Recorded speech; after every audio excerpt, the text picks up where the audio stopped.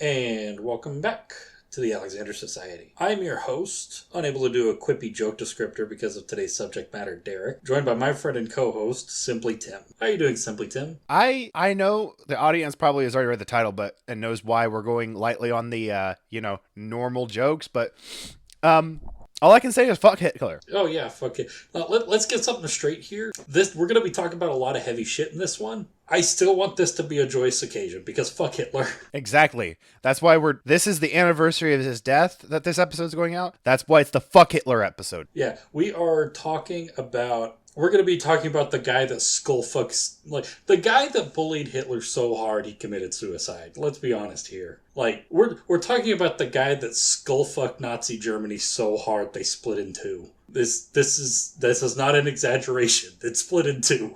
Damn. And I am so excited to tell this story because another thing. We're going to be talking about an officer in the Red Army under Joseph Stalin. He did a lot of fucked up shit. Let's be honest here. But God, you gotta hand it to him. He fucked Hitler. I don't know what else to say. I mean, it's like a lot of historical figures. They did a lot of fucked up shit, but hey, we can praise them for this one thing. Yeah, like a lot of people in the West, we don't talk about him a lot. He's not a well-known name here in the West. In my opinion, should probably be mentioned in the same breath as like Alexander and Napoleon. Damn, I didn't know. Like, I've never heard of this guy. Yeah, we will talk about like because he has like his Alexander had his Gaugamela, Napoleon had his Austerlitz. This guy's going to have his sort of like golden moment too. After it like smack in the middle of like a long career of both like military and political victories. So like yeah, I think he deserves to be talked about in the same breath as like the great commanders of all time. And thank God for humanity that we had him fighting Hitler. I mean, this guy sounds like he just like wrecked Hitler's shit, and I'm here for it, and I'm ready. That's Oh God, yeah. as soon as we were talking about, hey, this episode will come out on Hitler's birthday. You were at me like, this guy will, and then I was like, we can do a fuck Hitler episode, and you're like, yes, not birthday, death anniversary. Yeah, the 30th, right? Yes, coming out on the 30th. So yeah, the anniversary of Hitler's death. The anniversary of that time that Hitler did one good thing. Hitler did one good thing in his entire life. He took his sweet time to do it, but he finally got around to it. So yeah, Tim, how are you doing? I'm doing pretty. I've been into Chinese tea. You actually came over on It was Sunday, right? Yeah, it was Sunday. Yeah, I think Sunday. Yeah, you came over a week ago. Yes, tomorrow, and we had Chinese tea, and I showed you, and you enjoyed them, right? Like you. Yeah, they were really good. That I didn't really have a context for like how it was supposed to relax you. I didn't know that tea could like really do that. I thought it was kind of just like crystals and pyramids and shit like that. But no, it's actually like very relaxing. It's very very soothing. Well, that like you also kind of got the vibe of what the Chinese do when we were talking. I mean, we had something on the background TV wise, but they'll just sit, make tea, talk, and just like unwind like we kind of did. And but I kind of got into it because like when you're making it, it's a little bit meditative and all that. And I was like, I was curious about that. My little brother had made the plunge before me. Then I was like, you know what? I like this. I'm gonna make the plunge too. And I've enjoyed it. I've gotten really into it. Yeah. Well, Derek, what are you drinking tonight? Oh yeah, what am I drinking tonight? It doesn't look like it, but both of my drinks actually managed to be thematic today. Interesting. You'll have to explain that. So my shooter, easy to explain. It's vodka. We're talking about Russians. I'm going to be drinking some vodka. It's a Deep Eddy peach flavored vodka from Austin. It's 35%. Haven't had a chance to try it yet, but I love Deep Eddy. I love their sweet tea vodka. So I'm betting this is probably going to be pretty good too. So yeah, excited about that.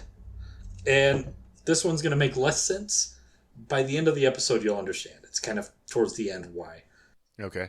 For my sips, I have Jack Daniel's Coca-Cola premix. So it's literally just a can of Coke with Jack Daniel's already mixed in. So it's a a can of Jack and Coke, and it is 7%. And I've had one of these before. I don't know if it was just a bad can or what. It was very strong on the Jack and little light on the Coke. But maybe I don't know. Maybe it was an old can, but. I mean, isn't that what people normally want with a Jack and Coke anyway? Yeah, but in this case, I'm using it as a sipper. I want something more like the content of a beer. But whatever the case, I think I'll enjoy it fine. I'm ready for it. You'll survive. Yeah, Tim, what are you drinking? So tonight, I went by breweries like me and Derek have been talking about because I can't get any good sours around me just from my couple liquor stores that are by me. So I stopped by Nothing's Left, Cabin Boys, and Solaria. So tonight, I went to Cabin. I'm using a Cabin Boys. How'd you say it was pronounced? Mango Nato or something like that? It's Mango Nada, I think. I think that's how I pronounced it the first time because there's no O on there. Oh, yeah, it's Mangonada. Okay. Mangonada, which is a mango sour beer from Nothing's Left, 6.5%. Nice, really high. It's mangoes, chamoy, and tahini. So it's a tahini mango in a can. That sounds pretty good. You're getting a little bit of the chamoy and a little bit of the tahini, but not as much as you usually do if you're eating it like you normally do, like a chamoy, tahini, mango. And I like chamoy and tahini on some stuff like peach rings. It's really good, but for me, it gets in your face really fast and overpowers everything, and that's all I'm getting. So I am very sparing with my chamoy and tahini additions. Yeah, fair. And then for my shots is my Lazzaroni liqueur from last week, Limoncello, 26%. It's just a lemon drop candy in liquid form. Yeah, fair. So, Derek, who's our topic and want to get into the rules? Yeah. So, we heavily danced around the actual name of this guy when we first introduced the episode, but today...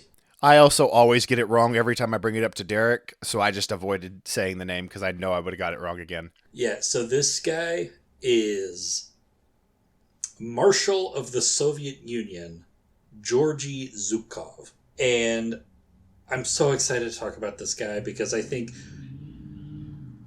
if we were ever going to get into World War II proper, I was wanting to do it from an area that isn't normally talked about in the West, like in the United States. I mean, America has done World War II to death over and over again in the schools to death, but it's also super incomplete too. Yeah, all we ever talk about is a little bit of North Africa, maybe a little bit of Sicily, the landings at Sicily and southern Italy, maybe Pearl Harbor, island hopping, and then D-Day, and then Nazi Germany fell, and then they always leave out why didn't the Americans ever make it to Berlin? So yeah, we are going to be talking about the other side, the place where the part of the war where it was the largest land war in human history, with the most active participants of any war in human history, and it featured all of the largest battles in human history. This is going to be a regular recurring theme. We're talking about the largest continuous battle line and the largest populations of people involved of any war in human history here. Jesus Christ. Yeah, this is serious, real shit, and we're talking about the guy who won this fucking nightmare of a situation. Just to confuse our audience, because of that, I'm calling Rule 1 already. Sip. Oh, fair. Rule 1, every time Derek diverts on a tangent of historical context, sip. Rule number 2, every time Stalin gets paranoid, we're going to take 3 sips. And then rule number 3, every time Nazis get what coming to them, what we're going to do, Derek? We are going to take a motherfucking shot. Cheers. So you're going to talk about Georgy Zhukov? Yeah, you got it right. For once, I can't believe I did. And I think that's only because you just said it. Yeah, we're going to talk about Georgy Zhukov, but first we're going to talk about Russian serfdom, because that's an important part of this story.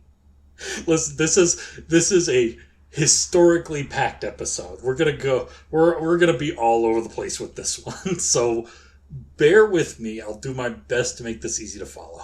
So let's go back a little ways and talk about the practice of serfdom in Russia. Do you know what you've heard that term before, right? Serfdom? I was just about to say, I have not heard jack shit about this. I need more context. Okay, so during the Middle Ages in Europe, and it lasted a little longer in Russia, and I say a little longer, a little under 1,000 years longer in Russia. So you have two main classes. It kind of in the structure of a feudal society. You have the nobility who own land, and you have the peasantry who work the land. Right? Pretty pretty easy setup. Pretty cut and simple, dry. Serfdom is a particular type of peasantry where the peasants they are considered part of the land that they farm, legally speaking, which means they're effectively treated like property. Gotcha. That sounds like medieval peasantry bullshit. Yeah, but like a lot of people don't realize you get different kinds of peasantry in a feudal society. So Well, I didn't mean to say like it's obviously the same kind that we're dealing with. I just meant like that type of stuff is the shit you expect from medieval peasantry stuff. so yeah, kinds of there's different kinds of peasantry in a feudal society. So you got serfs who are legally tied to the lands. So if their landlord sells a plot of land to another nobleman, then all of the people that live on that land go with them. So they stay on the land, they work the land. They might have a change in management, but they're there. And there's a whole bunch of social restrictions that go along with that. Like you need to get your landlord's permission in order to be able to marry. You need to get your landlord's permission to baptize your child. You need your landlord's permission to travel anywhere that's off the land, which they are fully within their right to deny. So there's a lot of a lot of serfs that just end up living and being born, living, and dying on a single plot of land because they're literally not allowed to leave. And in most of the places in Europe, there were like legal rights that like a lot of serfs would be able to have. So like they would, if their landlord was being a little too abusive, they had like the right to take them to court about it. Or if they were being like unreasonably denied the right to go and take a trip somewhere or to get married or something like that, if their landlord was denying that, they would be able to take them to court in order to like guarantee, like basically say, hey, my landlord is being unreasonable here, and the courts would go, yeah, that's unreasonable. That happened all the time. That sounds like a dick move to say, hey, this peasant can't get married. Yeah, that with even a tiny dictator still acts like a dictator. Like it's just fucking petty. It's just petty. Like it'll just be like somebody that they don't like because they look wrong or something like that. It's just literally always just going to be petty reasons.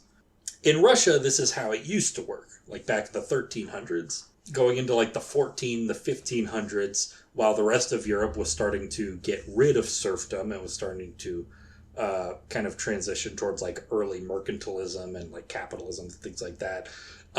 Russia was becoming more entrenched, and they started stripping more and more and more rights away from their serf population until eventually it got to the point where a serf was effectively had the same rights as a chattel slave in the Americas, like a black African slave. So their rights got whittled down, is what you're saying. Yes, it got to the point where noblemen were going to like festivals in towns, and they were bringing serfs along with them that they could sell at market. They had like at festivals and fairs, they had markets where noblemen were just selling their serfs. That sounds fucked up. Because this originally it just sounded like, hey, we're just kind of contractually bound to this land, and then it's just more like you're just our fucking slave. You're literally in Russia, serfs were literally just slaves, like comparable to African chattel slavery in the Americas. And when serfdom was finally, technically on paper abolished in 1861. Fucking hell.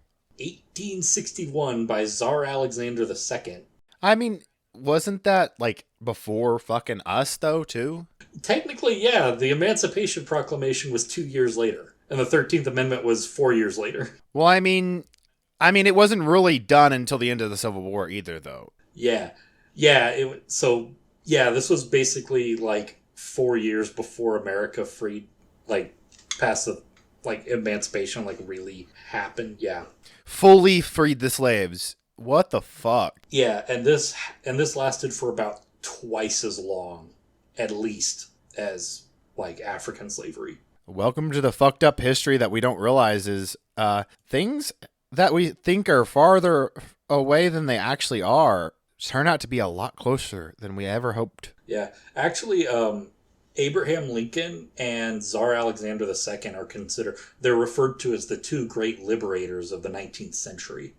That's kind of a nickname people have for them because they both, one freed African, like black slaves in the U.S., the other freed technically on paper, freed serf slaves in Russia around the same time. And they were actually pen pals too. They wrote like letters back and forth to each other talking about like the process of trying to.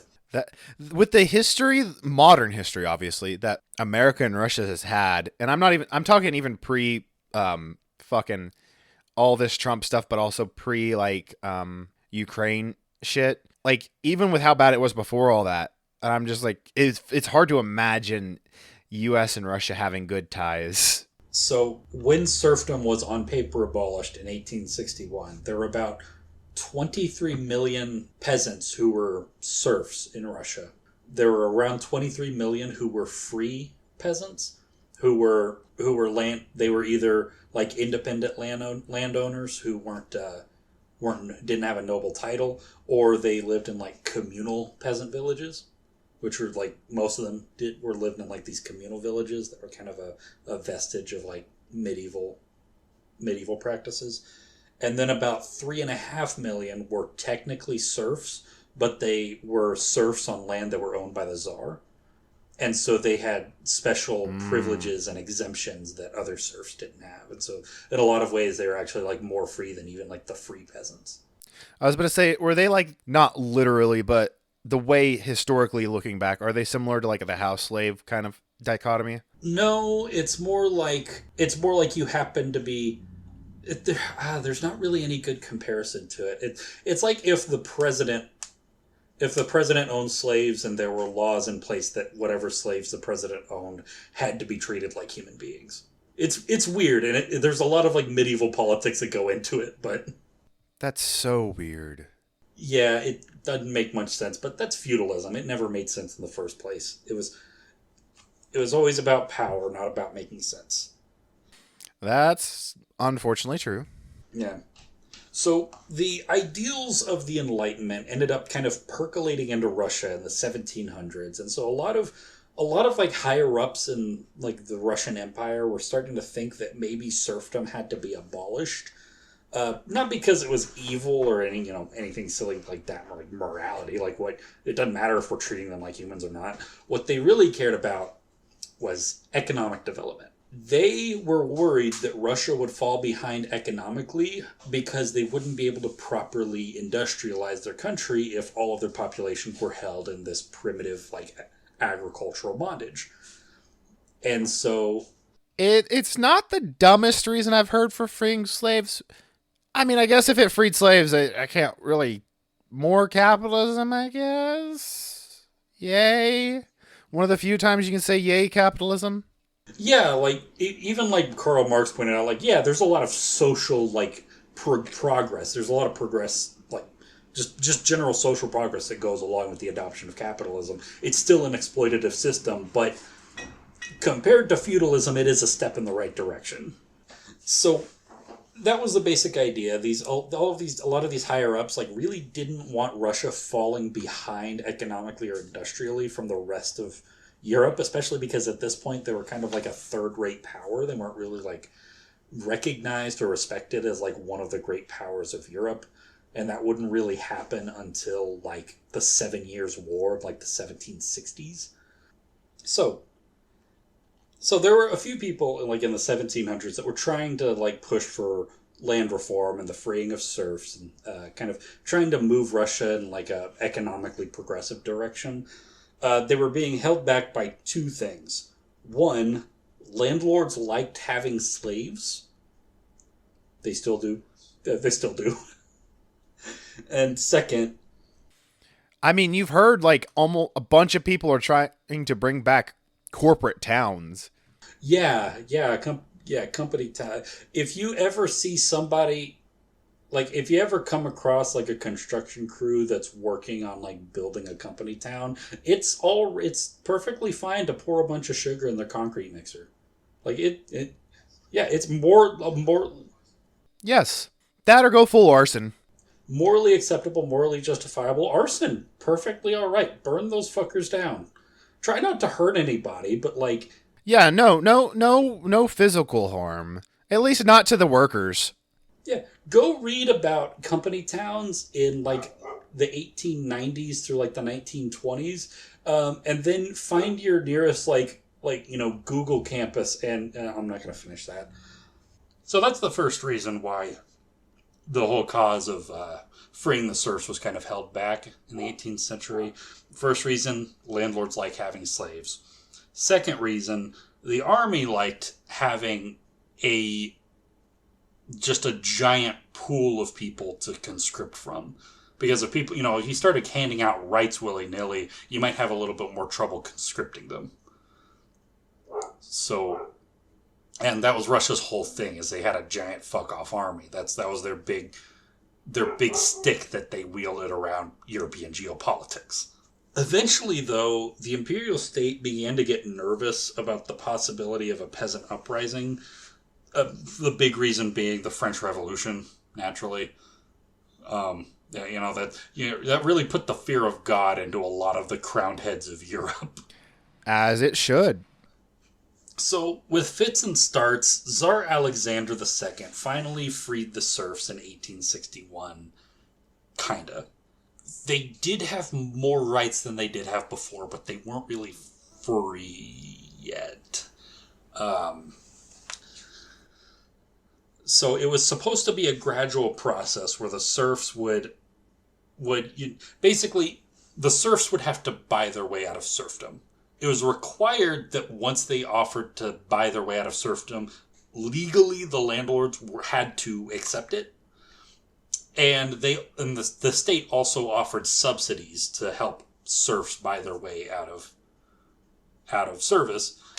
I mean, I didn't expect that, so good on them. Yeah, but the problem was, once they were out of serfdom, they were usually, what happened was they'd buy their way out of serfdom and they'd buy a piece of land that they used to work so that they could keep working as a farmer.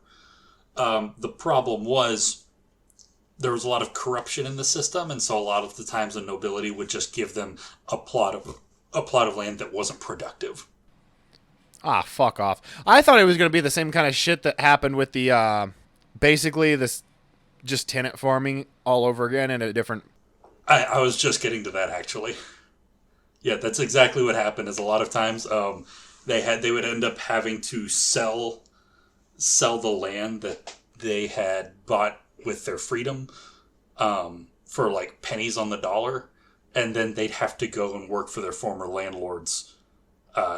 And now they didn't have any. They had a few extra rights, but now they also had to pay like crippling rent. Sounds about like the, hey, we're going to free you, but not really. Right, yeah. So, not really free, just like a little more modernized form of slavery. So, this practice of like this new status for former freed serfs,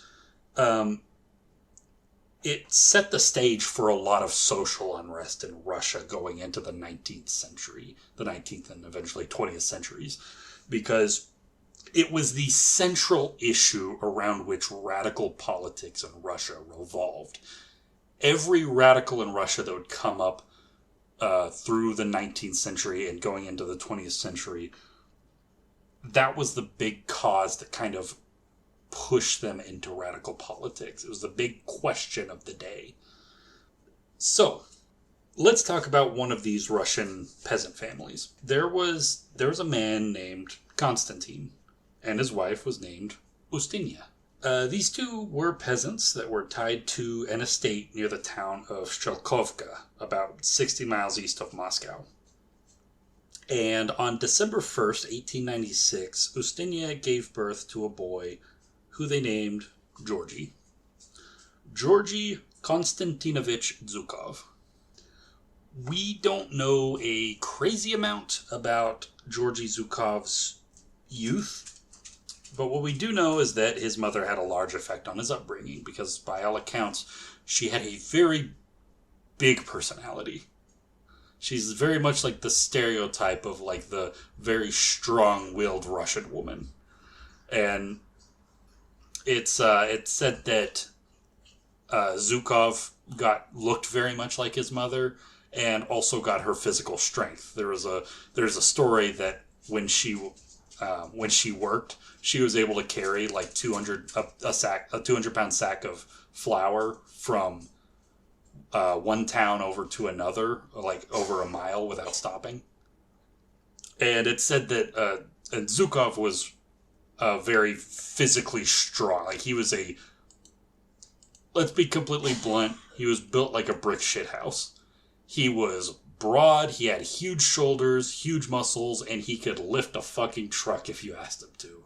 It was crazy. Like, this guy was a specimen. Except for the fact that when he was fully grown, he ended up being 5'5". But, other than that, like, crazy svelte guy. So, when Georgy Zhukov was a kid, he took 3 years of... He had 3 years of elementary school. That was the extent of his education. Lovely reminder of how poor quality education used to be.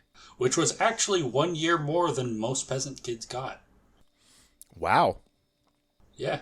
So he came from one of the smart towns. They sent their kids to school for a whole 3 years instead of 2. When he got to be a teenager, his parents sent him off to Moscow to live with his uncle, so that he could apprentice under his uncle. His uncle was a furrier. His uncle was a furry? I was actually going to make a joke. He made fursuits, because that's what a furrier is. They make pieces of clothing out of fur pelts. So yeah, his uncle, he made fursona suits, essentially. Not really, but yeah. Zhukov, he went and he apprenticed in like advanced fursuit construction and became one of the greatest fursuit makers in all of Moscow.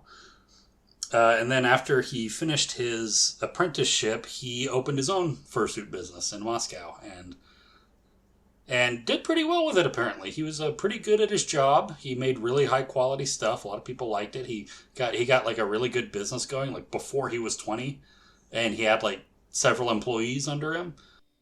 Damn. While he was an apprentice, he also continued his own education independently. So he started getting his hands on... So he self-studied? Yeah, basically. Like, the extent of his education up to that point was like 2 + 2 is 4 and learning how to read, basically. And so he made the most of that and started to expand wherever he could. So he got his hands on as many books as he could. He especially liked learning about math and geography, which, if that sounds familiar, that's Napoleon. He's got very much a lot of comparisons between him and Napoleon. So he's just the Russian Napoleon? There's a lot of comparisons. I think he would have resented that, because during his life, a lot of his political rivals accused him of being a Bonapartist, which was a loaded term in communist circles back then, which basically meant somebody who was trying to use the revolution for a cynical power grab. So he would have resented being compared to Napoleon, but there are a lot of comparisons that could be made. And he was apparently very intelligent, because he, just through reading, he ended up becoming like moderately fluent in German. Like, he taught himself German. Yeah, so he was a pretty intelligent guy. I wouldn't say like uber mega genius like Napoleon, but like, he wasn't dumb by any stretch of the imagination. So yeah, after Finishing his apprenticeship, he started his own fur business in Moscow around 1914. The goddamn furries have been around since 1914. Yeah, these fucking Russian furries are probably all Nazis too. Um, Honestly, that's not a place I thought we would go tonight. Russian furries. Russian furries, yeah. I'm sure there's plenty of furries in Russia. That's got to be a thing, right? I'm sure there are furries everywhere. Furries make a lot of fucking money most of the time. Yeah, there's probably like a hunting lodge in the middle of Siberia where they kidnap furries off the street and then hunt them for sport by oligarchs. Wow, that went dark fast, Derek. I guess I'm just in the headspace of like, there's a lot of dark shit that happens in this episode. I'm sorry. I asked for it quite literally. I was like, no, you have to do him because we're going to say fuck you Hitler on his birthday. So if anyone's to blame, it's to me. So he opens up his fur business in 1914. Do you know what happened in 1914? I feel like I should remember, but I don't. This silly Serbian man went and shot the crown prince of Austria-Hungary. Oh, fuck. That's the start of World War One. That is the start of World War One. World War One begins in 1914. Let's go on a little tangent about World War One real quick. Sip.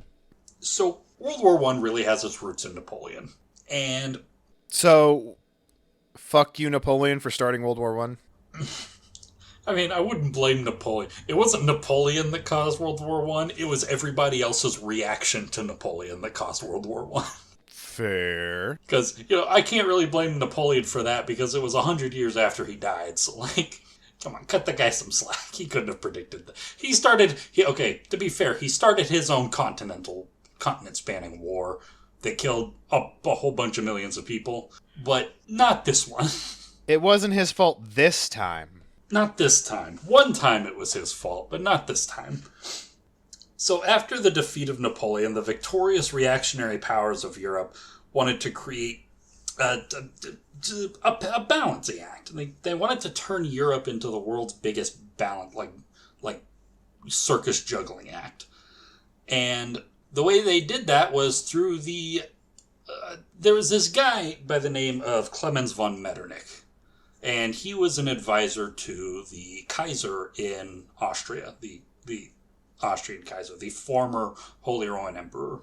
Okay. And so Metternich, at the Congress of Vienna, which basically decided how Europe was going to be cut up after Napoleon's defeat, he proposed this idea where they would restructure the borders in a specific way so that all of the superpowers of Europe, if any one of them ever tried to do what France did, all of the other ones would just gank up on them at once and put them back in their place. Yeah, I felt a lot of good that did. That was the basic idea. Yeah, it ended up not working long term because of this guy named Otto von Bismarck. I've heard that name, but I've still never been given context.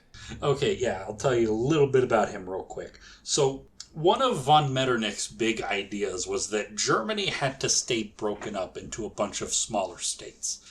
Because if Germany unified, then, and Central Europe was unified, then it would create too powerful a bloc right in the center of the continent that would throw off the balance of power amongst all of the great powers. And so you couldn't have a united Germany. So it's you've grown too powerful kind of scenario. Kind of, yeah. Because there was just too much potential in Germany to be like a big focal point for conflict in Europe. And to be fair, Metternich did have a point because that's exactly what happened. And that's thanks to this guy named Otto von Bismarck. Bismarck was the chancellor of the Kingdom of Prussia. He was the chief advisor to the king and the head of state or kind of the guy who ran the state on behalf of the king. Okay.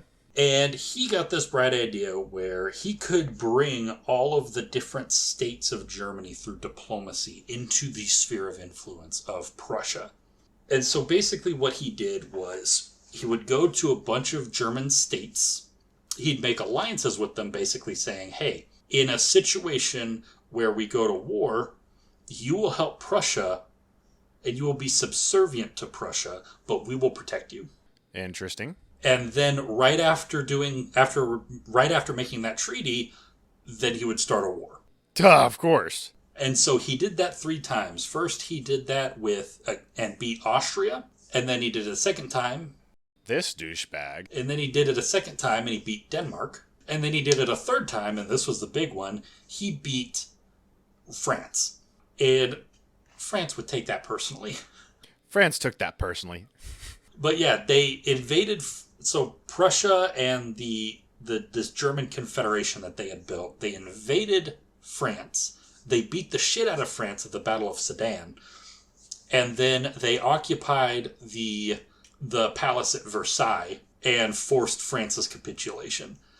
And in the Palace of Versailles, in the Hall of Mirrors, King Wilhelm of Prussia was crowned Kaiser Wilhelm I of the German Empire. And that's how Germany was united and became the German Empire. Okay. And this was in 1871. This was a big problem, of course, because all of the other powers of Europe wanted to keep this balancing act, and now there was a big fuck-off hole in that balancing act, and everything was thrown out of whack. But of course, when everything was thrown out of whack, everybody immediately began preparing for war, because they're convinced, oh, we're going to have a Napoleon Part 2, like Napoleonic Wars Part 2 coming up, and we have to be ready for it. And so all of the powers of Europe, France, Germany, the UK, Austria-Hungary, Russia, they all started building up their militaries as fast as they possibly could. They started creating all of these different alliances and treaties between all of the different powers. Battle lines were drawn, and at a certain point it became not a matter of this has the potential to become conflict to we are now trying to start a conflict. Well, duh. That's how it works, unfortunately. And so they, as part of this, they started rapidly advancing their industrial output across all of Europe. They started rapidly advancing their their military technology. They developed machine guns. They developed breech-loading artillery. They developed airplanes. They developed dreadnought battleships. And once they got enough of these, they were basically like, well, we've got all of them. We got to use them for something. And then a Serbian nationalist shot the Crown Prince of Austria-Hungary, Archduke Franz Ferdinand. And Austria... Okay, stay with me here. I'm going to go through this real quick. It's going to be quick fire. This is going to be rapid fire shit. Yeah. Austria-Hungary declared war on Serbia.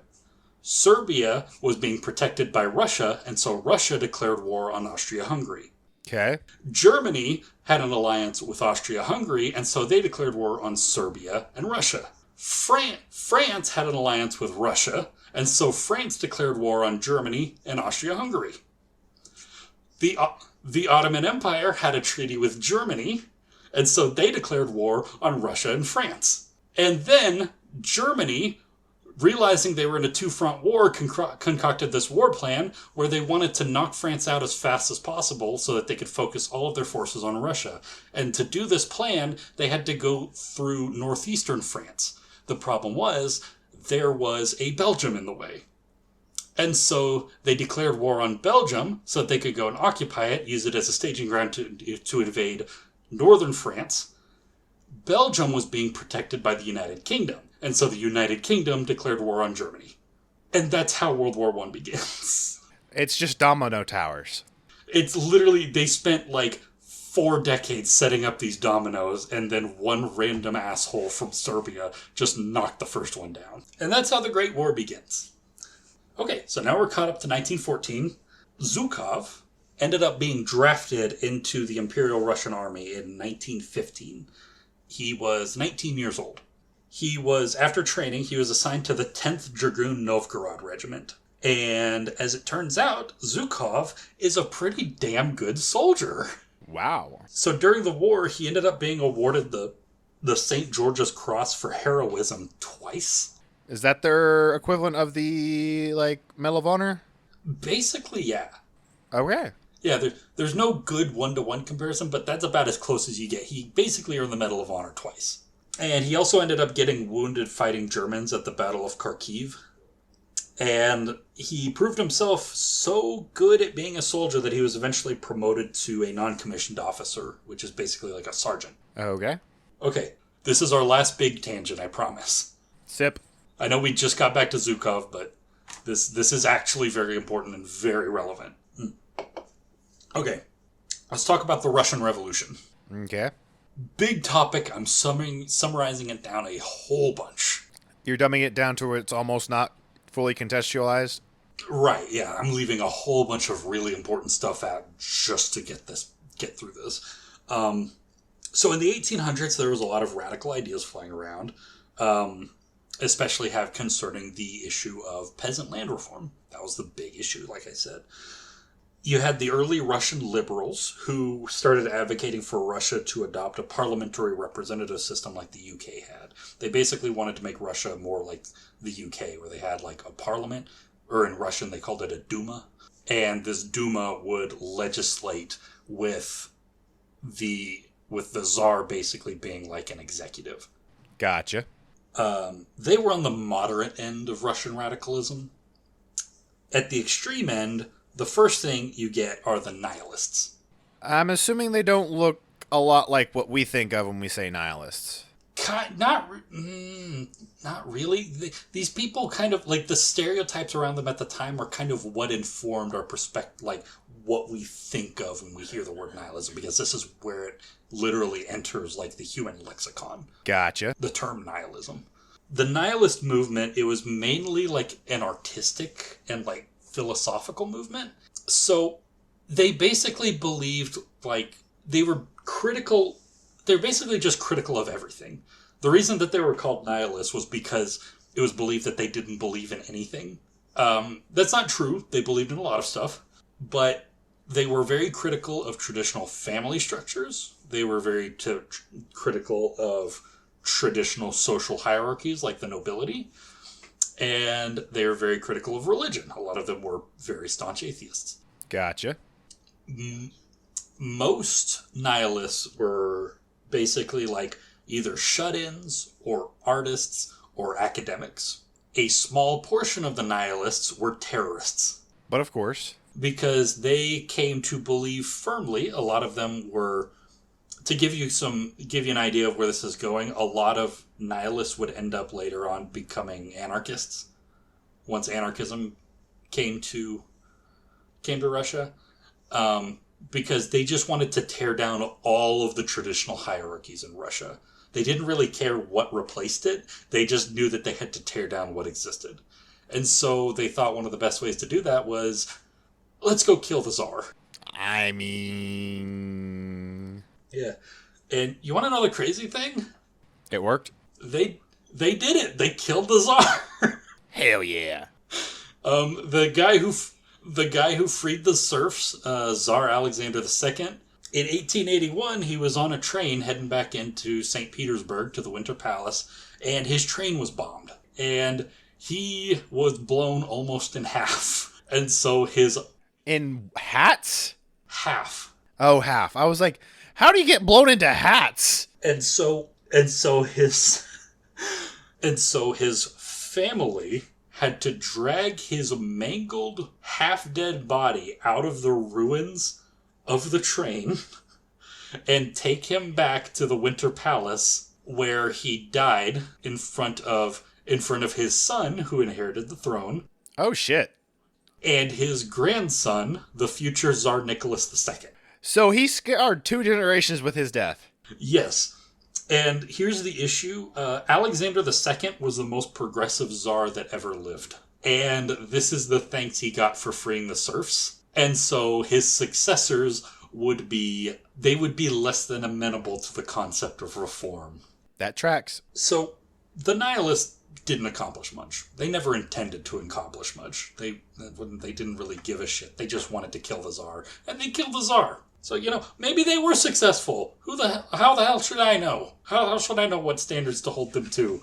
I'm sure they thought they were successful when they killed the Tsar. But anyways, after the nihilists, you get the introduction of like early socialist theory into Russia. And so out of the nihilists, you get the first wave of... They're socialists, but they're like a specifically sort of Russian homegrown socialism. There's Okay. like this type of socialist doesn't really exist outside of Russia because it's specifically to like Russian conditions.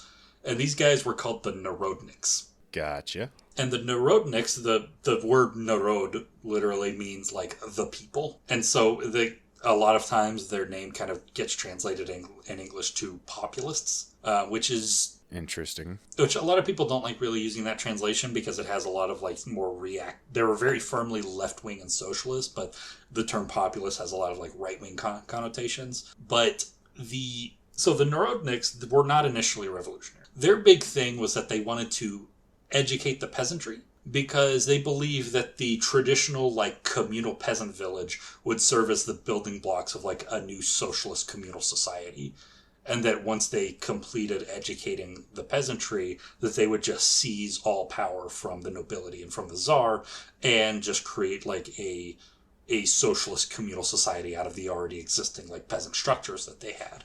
And so they had this practice that they called going out to the people, which was where a bunch of like hoity-toity intellectuals that were kind of out of their element would... Hoity-toity. They would go out... Sorry, I love that word. Hoity-toity. So they would go out to the countryside and they'd go to these peasant villages and they would try to teach these peasants about the greatness of socialism and of like the international brotherhood of man and stuff like that. It's a lot of people like to say that the Narodniks were like complete failures, that the going out to the people was just an absolute failure. I don't agree. They didn't succeed in turning the peasantry into like this revolutionary class that would build socialism, but they did succeed in introducing a few different ideas into the peasantry. The first one being literacy. In a lot of cases, these were the first people that had ever tried to teach these people how to read. And so there's a direct line between the actions of the Narodniks and the developing ideas of the peasantry and their exposure to, like, you know, the news. Like, they're able to read newspapers for the first time. They're able to read books and literature for the first time. And the second thing is that they helped introduce a lot of socialist vocabulary into a lot of these peasant villages, which doesn't seem like a lot, just, you know, introducing words like liberation and bourgeoisie and social equality, concepts like that. Even though they didn't immediately hop on board with socialism, they had the language to be able to understand socialism when it did finally come around. And so that's why I think the Narodniks kind of get a bad rap historically. But overall, going out to the people didn't accomplish what they were trying to do. But the Narodniks did stick around. They would eventually become a lot more radical. They'd start advocating for like actual like terrorism and armed revolution and things like that. And they would eventually found a party called the Russian Socialist Revolutionary Party. And they would be one of the most prominent radical parties, for most of their history, even bigger than like the Marxists, all the way through the Russian Revolution. They'd be very influential in Russian politics. So that the socialist revolutionaries, that's one direction they went. A lot of them went in the direction of the anarchists. A lot of them became like anarcho-communists. In fact, one of them was Peter Kropotkin, who is one of the most, if not the most influential anarchist writers of all time. He's the guy who formulated like some really basic bedrock ideas of anarchist theory and things like that, and is like the most famous like anarcho like left-wing anarchist in all of human history. Wow. Yeah, and even his ideas would have a lot of influence in Russian politics. Like, there's a bunch of like when the Russian Civil War comes around, there's a bunch of armies that are fighting for like an anarchist society based on the teachings of Peter Kropotkin.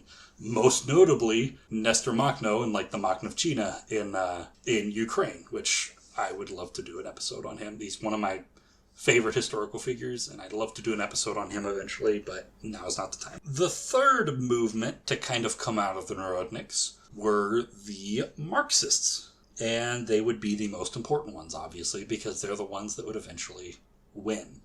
The best examples of like the early Russian Marxists we have kind of to point to are one guy by the name of Georgy Plekhanov, and Plekhanov's kind of kind of spiritual successor, a guy named Vladimir Ilyich Ulyanov, better known as Vladimir Lenin. And they very much internalized like the writings of Marx. They were very hardcore Marxist hardliners. They founded a party called the Russian Social Democratic Party, and they believed that the peasantry was a lost cause. You didn't have any revolutionary potential in the peasantry. The only hope was to try and push Russia into adopting and expanding a capitalist economy so that you could get a large class of urban factory workers, the proletariat. And then this proletarian class would be the revolutionary class that would lead the proletarian revolution and usher in a socialist state in Russia. They were half right. It didn't quite work out like they expected, but they were half right. Okay. So all of these radical ideas were percolating through the Russian population, though initially the liberals had the most sway. The working class in the cities and the urban intelligentsia advocated for like a representative parliament, a Duma, as they called it. And for a while, the Russian state kind of, hummed and hawed about like, oh, maybe we could do these reforms if you're really good. We'll throw you a bone, maybe if you're really, really good. But they didn't really want to. But eventually, the choice would be taken away from the Tsar. So in 1904, Russia declared war on the Empire of Japan over a territorial dispute in Manchuria, like far, like the eastern expanse of Siberia, like right on the coast.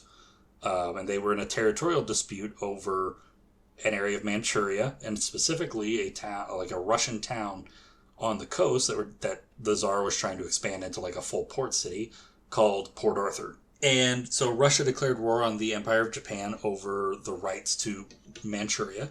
And the Russian army got its ass beaten so fucking hard that the Russian state almost just collapsed from sheer embarrassment.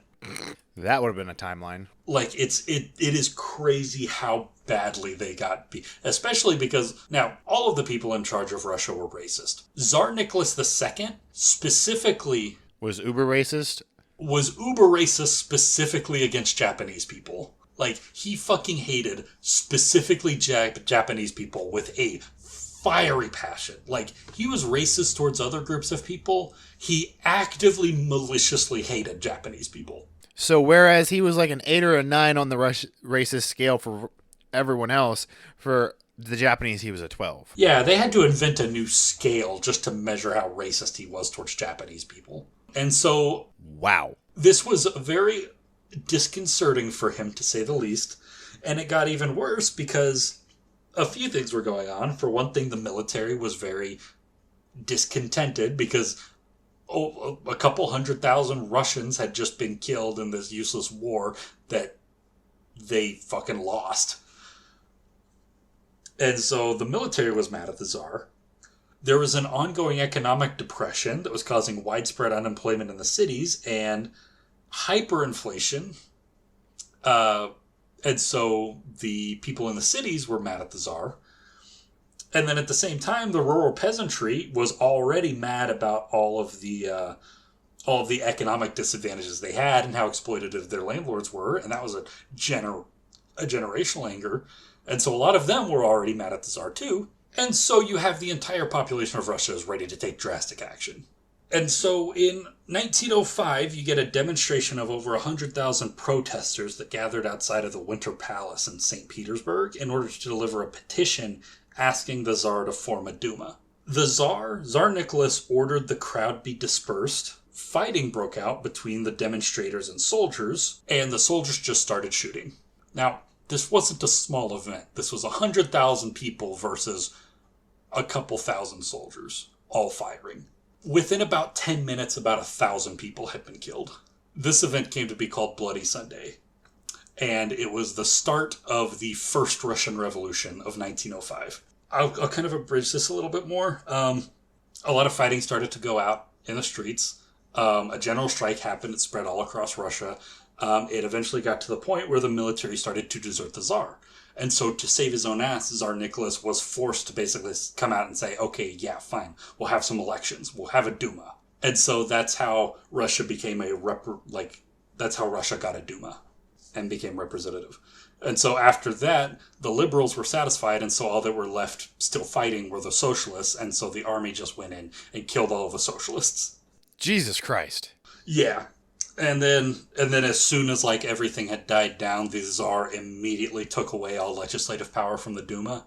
And so the Duma immediately didn't have any power. That sounds about right. Yep. So they were basically back to square one.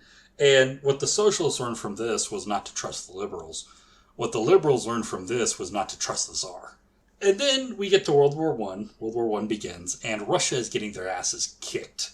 Like, just all over the map. Germany is beating them in every single engagement. It is really bad.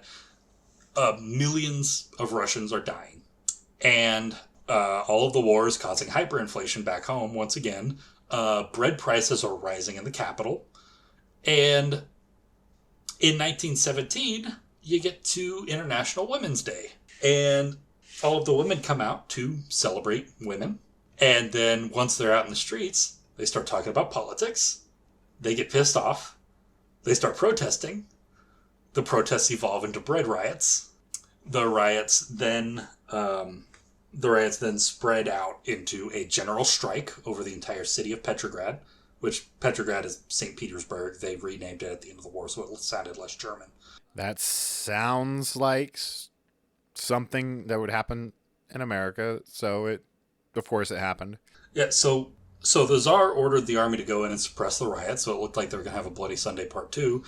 This time, the soldiers refused to fire on the crowds because the crowds were like 90% women. That's where they draw the line. Lovely. Which was weird because they killed a whole lot of women in 1905 on Bloody Sunday. That wasn't an issue before. I guess it's been like 9 years of different people, different political situation. But anyways, and so soldiers start deserting from the army and joining the protesters. People start tearing down symbols of imperial authority. They start tearing down statues of the Tsar, tearing down the imperial eagle from buildings. The workers, they go on general strike. They've organized a general strike, and they establish this thing. In English, it's called a council. It's a workers' council. They get representatives from all of their different workplaces, and they got together and formed a workers' council. In Russian, the word for council is Soviet. That makes a lot more sense.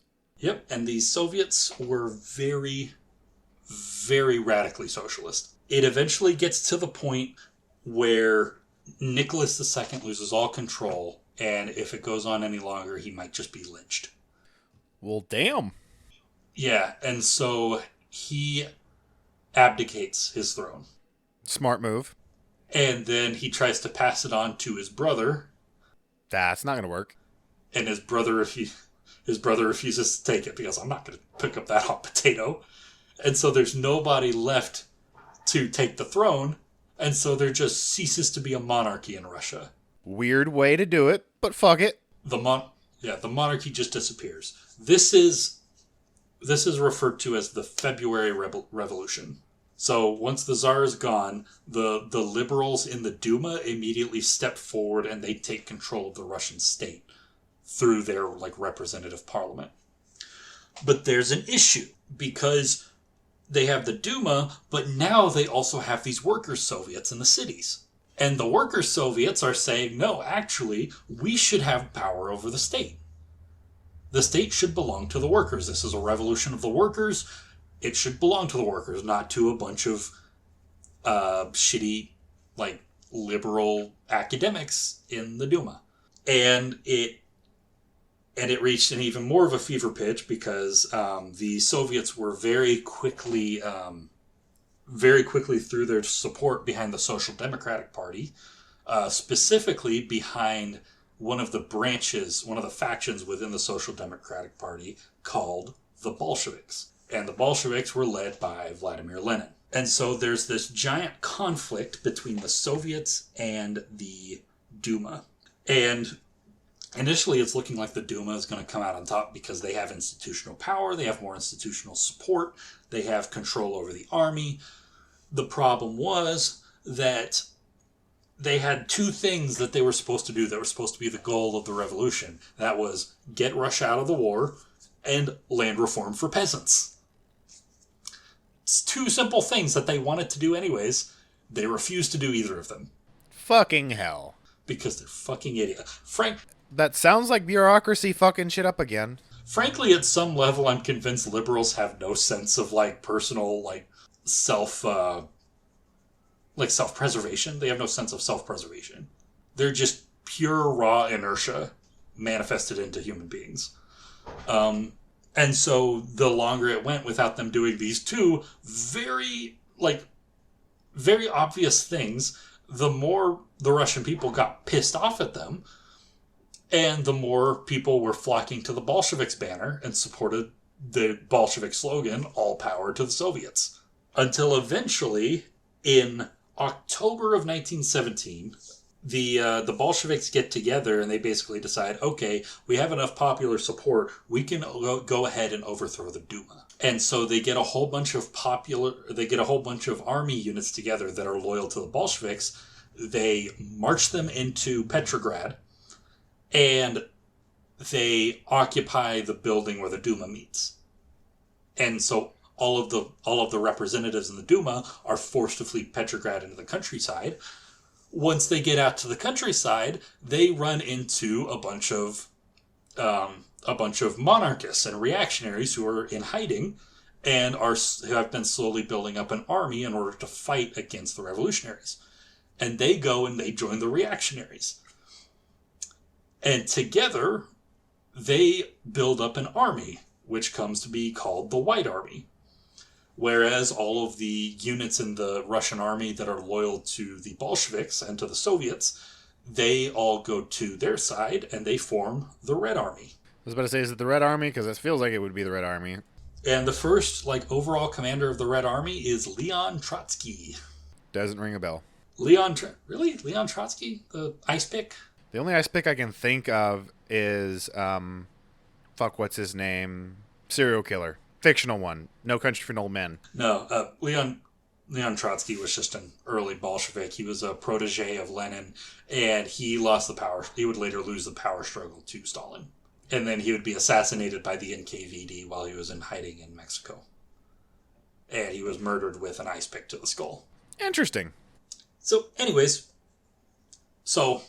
that the Bolsheviks overthrowing the Duma, that is the October Revolution, the famous October Revolution.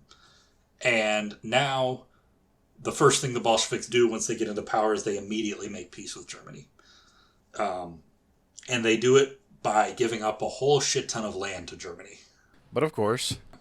But they're able to pull all of their units back from the Eastern Front, and they're able to immediately turn them back on the White Army. And so that is how the Russian Civil War begins.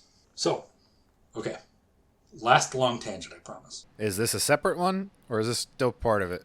No, that one was the last long tangent. Okay. Now we're going back to Zhukov. Good. I was about to say, we need to hurry this up if we aren't. Yeah. So right after the October Revolution, Zhukov ended up joining the Social Democratic Party as a Bolshevik, and right after the revolution, they renamed the party to the Russian Communist Party. So now you get the Russian Communist. Gotcha.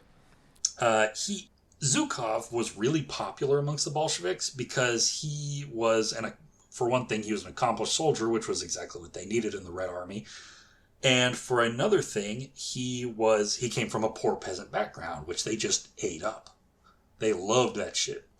He was commissioned as an officer in the 1st Cavalry Army under the Reds, and he fought with distinction throughout the Civil War, being awarded the Order of the Red Banner and gaining a lot of political clout in the process. So eventually the Red Army would win the Civil War in 1921, and one of the first things that they did was they outlawed every other socialist party in the country besides the Bolsheviks. Well, that's one way to fight dissension. Not. Yeah, and then they turned all of the Soviets from representative bodies into bureaucratic engines of the party. And so the party was effectively in charge of the state. And that is how the Union of Soviet Socialist Republics was born. the Soviet Union. That's how it came to be. That sounds like a lot of complicated history than I would have thought for the origin of the Soviet Union. Oh god, it's so fucking... I cut out so much shit just to explain that. Okay. But from this point forward, it is all like... It's just a straight line from this point forward. Okay. So, eventually, Vladimir Lenin would die in 1924, and a power struggle for control of the party broke out between the party's Commissar for Military Affairs, which was basically their Secretary of War, and that was Leon Trotsky, and against the party's secretary, Joseph Stalin. Stalin ended up winning the power struggle, and he became the general secretary of the party, and by extension, dictator of the Soviet Union. So, let's fast forward a little bit, because this is kind of a quiet period of Zhukov's life. Gotcha. Basically what he's doing is he's kind of just rising through the ranks. He's getting a whole bunch of extra officer training. He's going to school for more advanced training as he rises through the ranks. By 1933, he has been given command of an entire cavalry division. So we left off 1921, now it's 1933, 12 years later. He's commanding a cavalry division. Damn. Sounds like it has a really good career. Like he's kicking ass even before he kicks Hitler's ass. Yeah, he's got a solid trajectory. He's never going down, he's always going up. And especially this period, his career really exploded because right around this time, 1933, Stalin got really paranoid. 3 sips. And yes. And so this is the period where Stalin begins the Great Purges.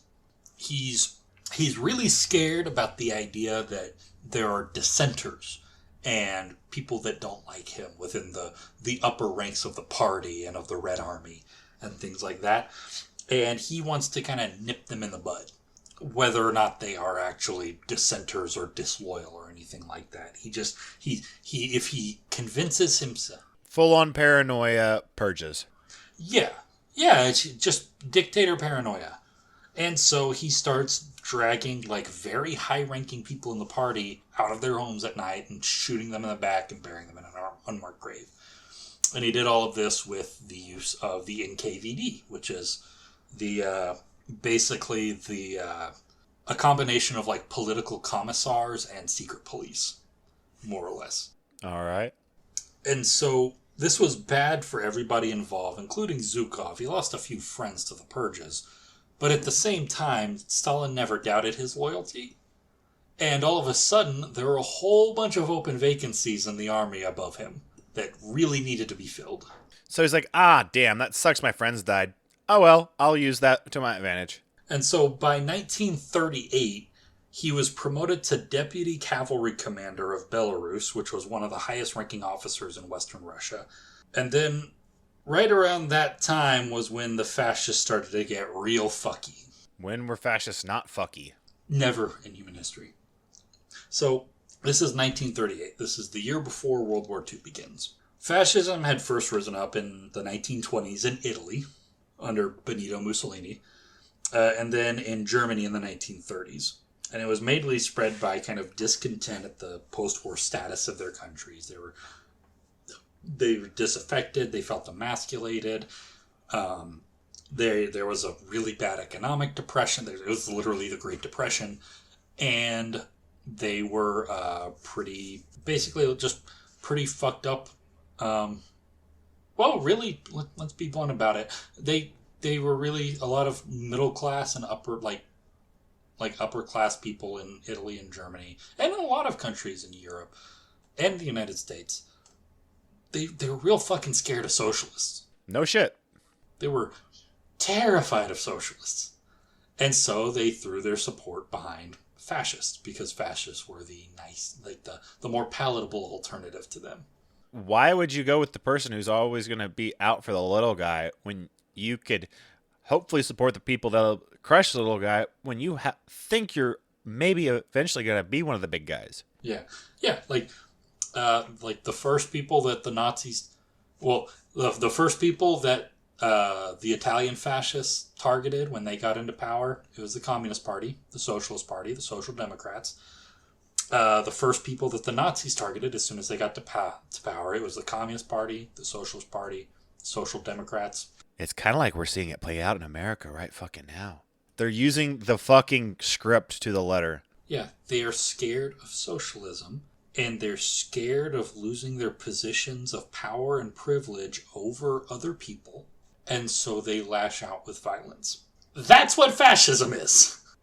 They are rich people, they are evil rich people, and dipshit middle class people who freak the fuck out about socialists and start murdering people. That's what fascism is.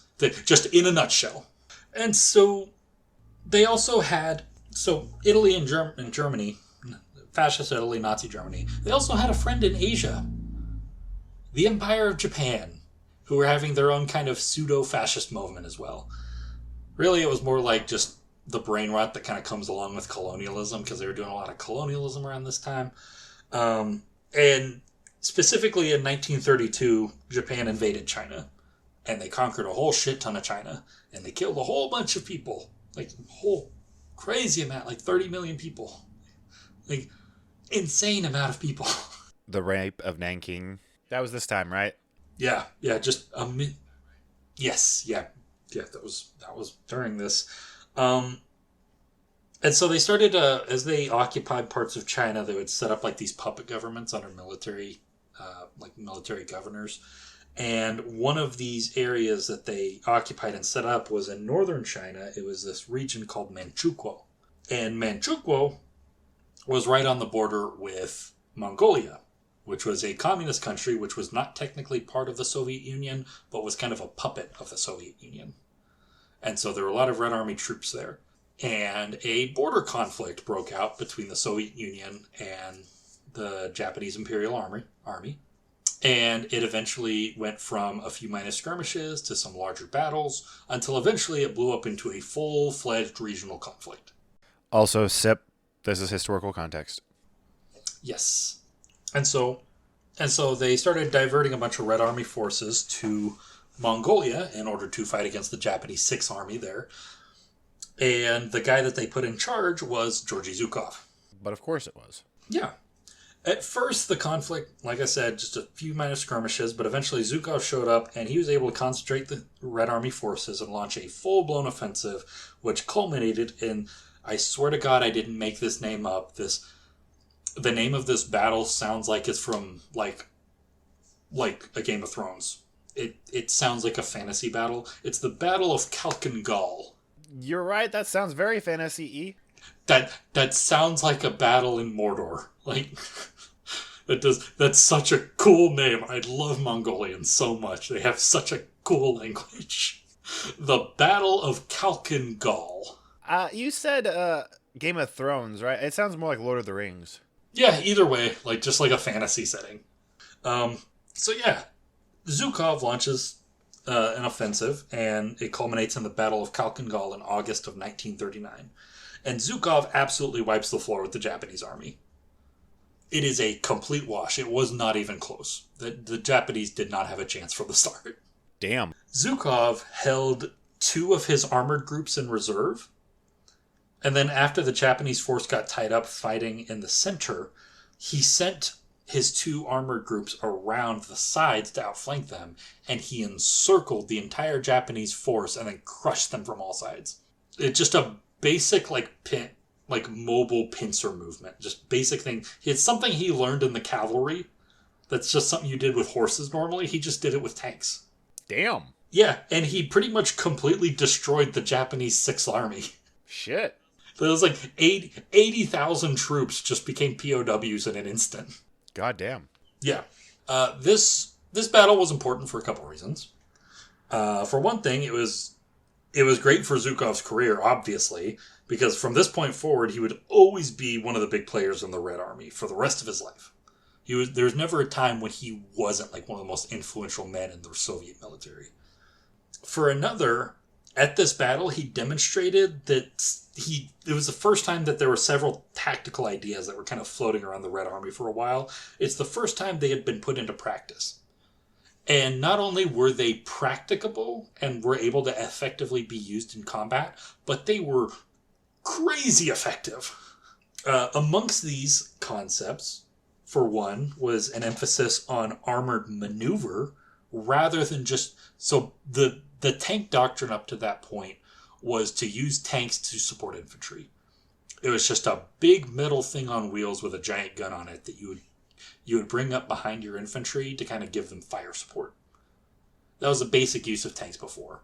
Zhukov pioneered the use of basically pioneered the use of tanks as cavalry, forming them into their own independent units and using them as like a mobile firing force that would be able to maneuver around slower infantry forces in order to encircle them. Did we seriously not do any real tactics beforehand? Tanks were really new at this point. They hadn't had a lot of opportunities to... Like, this idea wasn't original to Zhukov. He was just one of the first ones to put it into practice. But this idea was kind of floating around in military circles across Europe at the time, especially in Germany. Like, Germany would make a huge amount of use during the war of, like, this concept. But it's just because, like, the first time they'd used tanks was in World War I, and since then they hadn't had a conflict big enough to really, like, use large numbers of tanks effectively and come and like practice some of these ideas they had about them. This was the first time that anybody had been able to put any of these ideas into practice. And it turns out they're really fucking good. They work really well. Damn. This was also the first time that the Red Army had ever put the concept of combined arms into practice. So previously, another thing that had kind of been standard in militaries was that you had your infantry, you had your tanks, and you had your air force. And they all did their own thing. They didn't communicate with each other. You sent them out to do particular tasks that may or may not have anything to do with what the other forces are doing. With Zhukov, again, an idea that he didn't come up with, but it's one of the first times it was put into practice, coordinating his infantry with his tanks, with his air force, and all three of them working together to accomplish the same goals. Which previously, a lot of people thought wasn't really possible on a large scale because it's really hard to coordinate that many people and that many like different forces. Like, how are you going to get commanders of the infantry on the ground, on their feet, communicating with Air Force commanders that are flying up in the air? And then you get stuff like radios, and suddenly that's like a lot more manageable. That's a lot more possible. And Zhukov was one of the pioneers of using this in combat. So, after the Battle of Khalkhin-Gol, Zhukov was awarded the title of the Hero of the Soviet Union, which is basically the Soviet Medal of Honor. So, at this point, he has been awarded 2 different types of Medals of Honor. Damn. One from the Imperial Russian Army and one from the Red Army. Or actually, okay, he got 2 Crosses of St. George, and by the end of his life, he's going to have 4 Heroes of the Soviet Union. Shit. So he effectively has 6 Medals of Honor when he dies. So, in 1939, a month after Zhukov's victory at Khalkhin-Gol, the Nazis invade Poland. In response to this, France and the UK declare war on Germany, and World War II begins. Oh, looking at something? I was just checking something on my computer. You're good. Okay, so now we're getting into the real Nazi stuff here. Real Nazi hours. Yeah, so this is 1939. The Soviet Union is not in the war yet. Because Stalin had secretly signed a non-aggression pact with the Nazis. The Molotov-Ribbentrop Pact.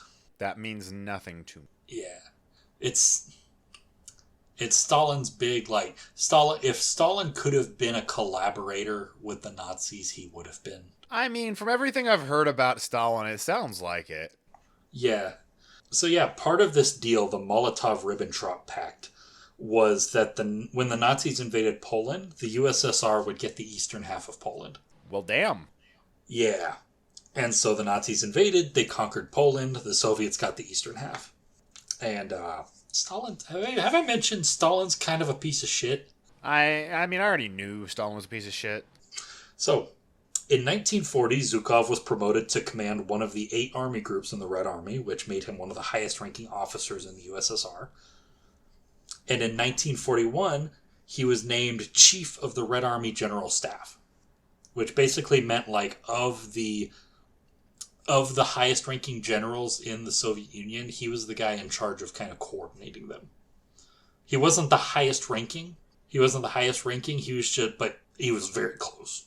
And then on June 22nd, 1941, Nazi Germany launches Operation Barbarossa. Operation Barbarossa is the invasion of the Soviet Union. German tanks and infantry cross over the border and immediately engage with Red Army elements. Damn. Stalin is caught utterly off guard because for some reason Stalin was completely convinced that Hitler would keep his word. No wonder he's a dumbass. The only person that Stalin was never paranoid about was Adolf Hitler. That deserves a sip. Adolf Hitler, the guy who openly built a career off of betraying everyone he fucking can? Not even that. Built an entire political movement and political career off of publicly talking about wanting to kill communists. Stalin, what the fuck, dude? What did you expect? So, Stalin, he gets informed that Germany has invaded the Soviet Union like they'd been talking about since the 1920s. Stalin's a dipshit. And Stalin is so shocked and caught off guard by this that he goes to his room and doesn't come out for 7 days. Bitch cried. Bitch mode. Absolute. This dude, like, had a full-on midlife crisis breakdown, cried because his best friend, dictator-terrorist, piece of shit, betrayed him. Yeah, I genuinely, at some level, I think Stalin just wanted to be friends with Hitler. Like, I think he admired Hitler. And he just felt betrayed. At some level, that's gotta be it, right? You would know better than I do. So, Zhukov and the other generals were left to pick up the slack. He immediately ordered Red Army forces to assault and encircle the Germans at... what is this town? How do you pronounce this? I think it's Suwalski in Poland. You would know better than I would. Yeah, I don't know. Yeah, let's go with Suwalski. But the counterattack ended up failing. And then he ordered forces in Ukraine to assault German forces around Kiev. And that resulted in the Battle of Kiev, where 600,000 Red Army soldiers were killed or captured. Jesus Christ. 600. The early days of Operation Barbarossa were a fucking nightmare. Like... Sounds like it. Unfathomable numbers. Like, unbelievable. Like, in a matter of a couple months, several million Russian soldiers, or Soviet soldiers, are taken prisoner. Yeah, that sounds insane. It is incredible. Like, and this is... I need to remind you, this is the largest continuous front of the largest land war with the largest number of people involved in all of human history is the Eastern Front of World War II. Jesus Christ. Everything I say, unless I state otherwise, and usually I'm just going to emphasize it, unless I state otherwise, everything I talk about here is... just assume it's like the largest thing that's ever happened in the history of human warfare. That's basically World War II has a lot of those benchmarks, unfortunately. Yeah. Yeah, and this was the biggest of the biggest conflict in World War II. Of all of the different aspects of the conflict, this was by a huge margin the biggest. And right off the gate, you get hundreds of thousands of Soviet casualties in like single engagements. It is a nightmare. So before the Battle of Kiev, according to Zhukov himself, we're not completely sure if this actually happened, but according to Zhukov himself, he told Stalin that they should pull the Red Army out of Kiev and let the Germans take it, so that at the very least, like, they can preserve their forces and form a more coherent line somewhere further back. But Stalin wasn't having that. And Stalin didn't have any of that. And so then they lost 600,000 soldiers at the Battle of Kiev, and Stalin blamed Zhukov. Bitch, he wanted to retreat. Supposedly. Maybe. Again, the only person who's ever told this version of the story is Zhukov himself. Everybody else that could have said anything otherwise was dead by the time he told the story. So Ah. maybe, maybe not. I personally can believe it, just don't have any evidence beside his own word. So Zhukov ended up being demoted after the Battle of Ukraine, and he was put in command of reserve forces. Basically, like, here's all of the dregs that even in our moment of greatest desperation, we don't have any use for.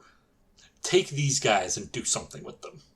So he got the shit of the shit and was expected to do something with them. Yes.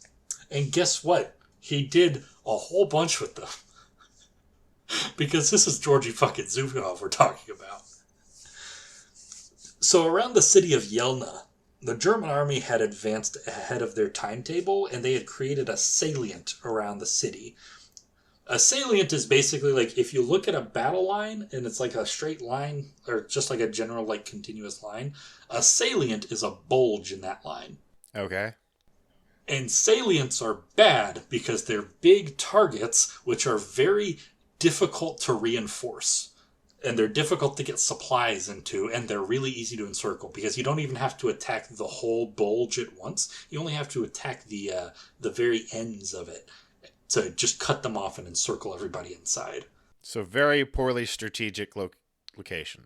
Yeah, and it's a really bad idea to have a salient in your line because it's a really sensitive, like, easy to exploit, like, part of your line.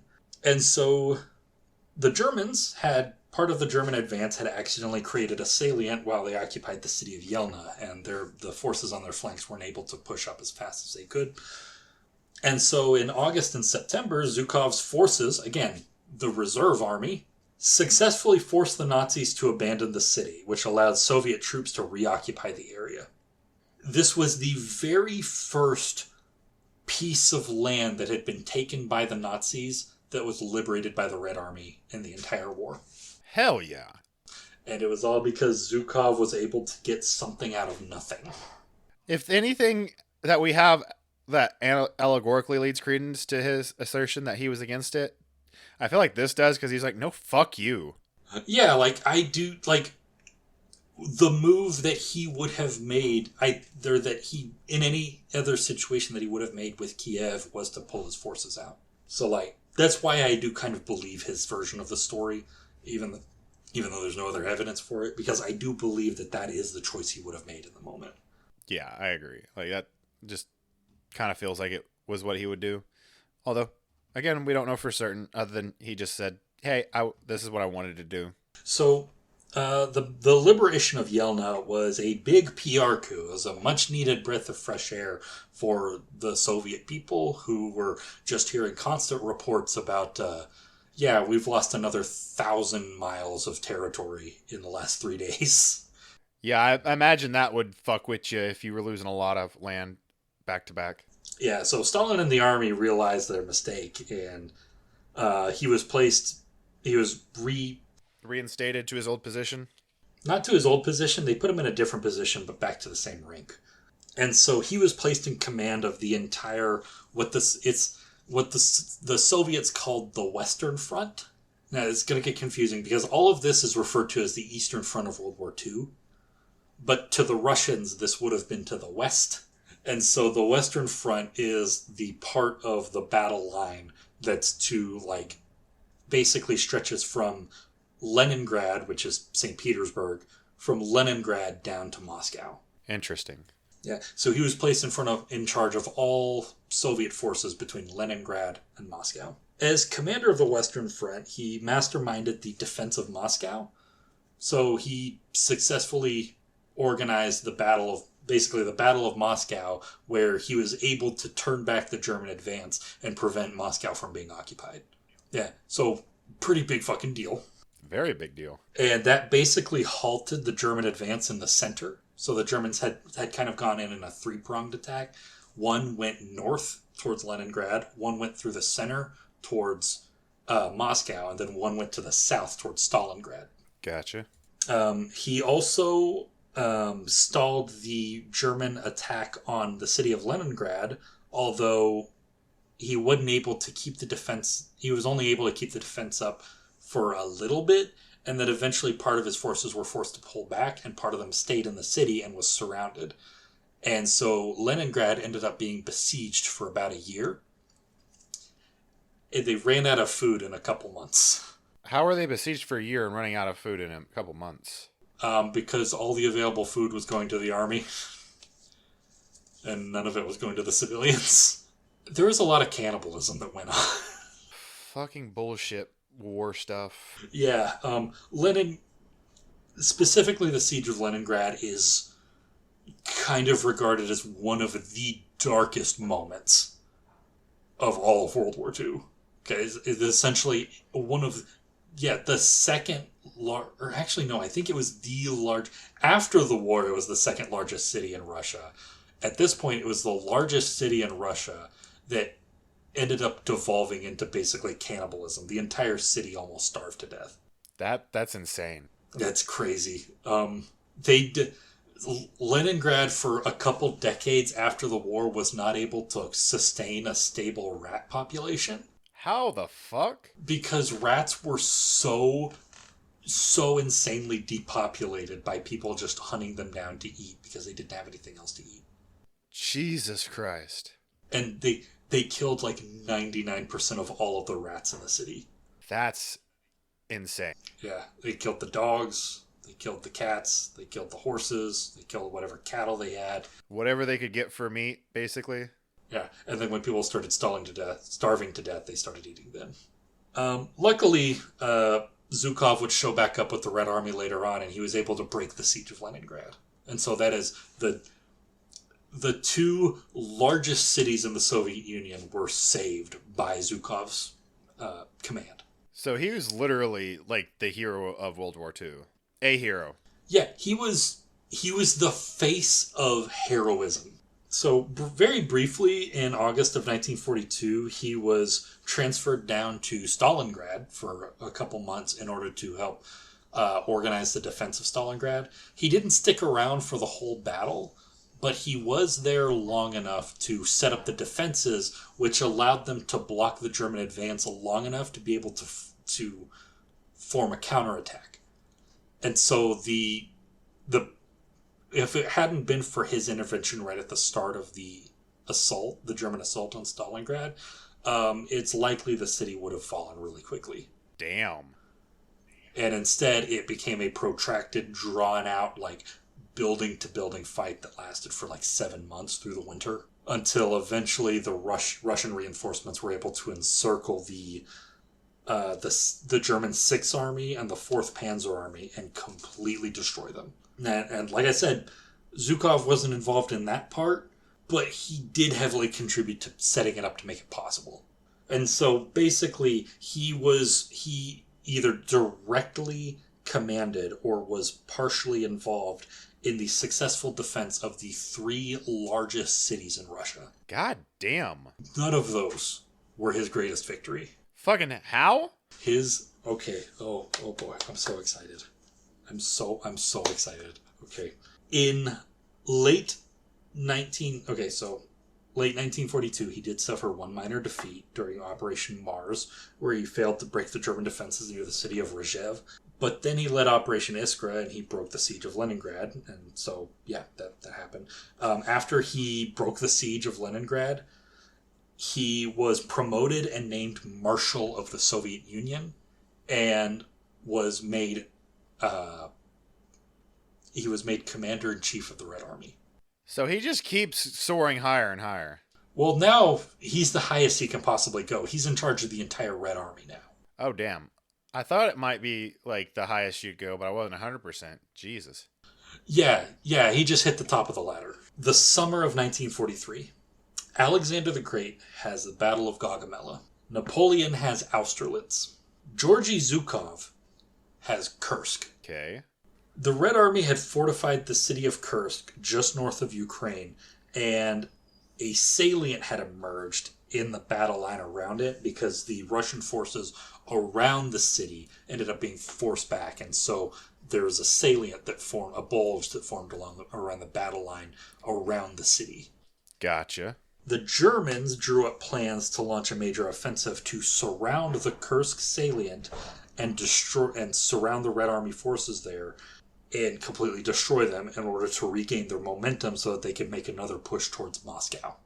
This plan was called Operation Citadel, and it was launched on July 5th, 1943.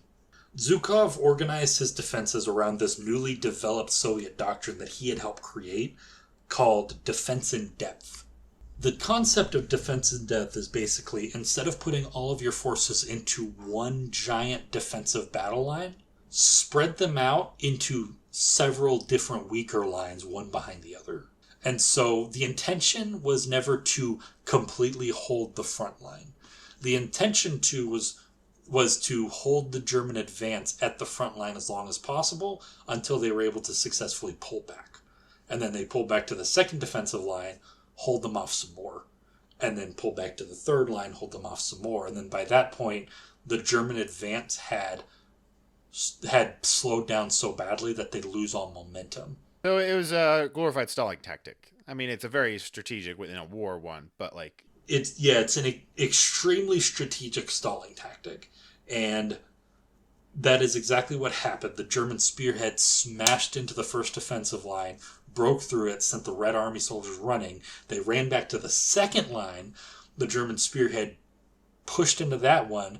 It took a little bit longer to break them, but eventually they broke, ran back to the third line, and then the third line held.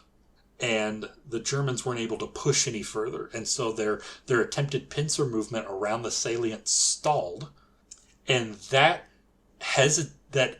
moment of stalling where they weren't able to advance any further gave the Red Army the opportunity they needed to counterattack and assault the German forces while they were disorganized. Hell yeah. The battle lasted about a month. The Red Army counterattack started around 3 weeks in. In less than a week, the German army had completely collapsed. Holy shit. They were in full retreat. The Battle of Kursk involved the active participation of 3.5 million soldiers. 2.5 million on the Soviet side and 1 million on the German side. Fucking hell. It was the largest single battle by land and by manpower in all of human history. It was the largest tank battle in all of human history, with over 10,000 tanks. Holy shit. It was the largest air battle in all of human history, with over 5,000 planes. So you're saying it's taking basically most of the records? It's taking most of the records, yes. It was, in my opinion, one of the single most, if not the single most important battle in the entire 20th century and possibly in human history. And yet, I have never heard of it till now. This battle broke the back of Operation Barbarossa. From this point forward, the Nazis would never be on the offensive again. So it kind of just broke the Nazis? Yeah, the Georgy Zhukov just hit the German army with a fucking backbreaker. And now they're just desperately crawling back to Berlin trying not to be murdered. So I'm guessing this would be our shot rule? They get what they deserve? Oh, absolutely, yes. Cheers. Prost. From this point for the rest of the war, it was literally just a matter of pushing the Germans back inch by inch back into Germany. Zhukov would go on to coordinate the recapture of Ukraine and Belarus. He launched the successful invasion of Bulgaria, which was allied with Nazi Germany, and he was placed in charge of the Vistula Oder offensive, which was the final push into Germany, which finally ended with the Battle of Berlin. The Battle of Berlin was launched on April 20th, 1945. That was Hitler's 56th birthday. That sounds like the worst present for Hitler, but like amazing present for everyone else. Oh yeah. The Red Army swept into the city, pushed the Nazi forces back, and eventually forced the surrender of all German forces in the city. Before launching this offensive, Zhukov sent out a notice to all of his troops under his command, where he said, quote, "Remember our brothers and sisters, our mothers and fathers, our wives and children tortured to death by Germans. We shall exact a brutal revenge for everything." That goes so fucking hard, I'll sip to that. Oh, fuck yeah. On the other hand, the revenge that ended up happening was a lot of rapes. So, like... That's not okay, but unfortunately that kind of comes along with war. Like, I hate to say that, but, like, a lot of nasty shit happens outside of just the killing in war. Yeah. It's bad, but also it's Hitler's fault. I mean, blame Hitler, fuck Hitler. On April 30th, 1945, Adolf Hitler was holed up in his bunker in Berlin with Red Army troops a mere 500 meters away. The Soviets were closing in from the east, the Americans and the British were closing in from the west, and all of his remaining forces were deserting in droves. And so that day, 10 days after his 56th birthday, he took one last look at a picture of his mother, and then he stuck the barrel of a Walther PPK into the roof of his mouth and pulled the trigger. Nazis get what they deserve. Nazis get what they fucking deserve. Nazdrovya. Cheers. A week later, on May 8th, the remnants of the German government issued their unconditional surrender. Georgy Zhukov was the Soviet representative who accepted and signed the German instrument of surrender, which was the... That's so fucking badass. Yeah, there is a document where the Nazi government is saying, we surrender unconditionally. There is nothing that we demand. We are just giving ourselves up to your mercy. The first name at the bottom is Georgy Zhukov. That is so fucking cool. It's hard to determine exactly how many casualties occurred as a result of World War II. We'll never have an accurate number. Yeah, the best estimates that I've heard are 70 million across the entire planet. A lot of people like to attribute the death toll of Hitler specifically as being about 12 million, but that was just victims of the Holocaust.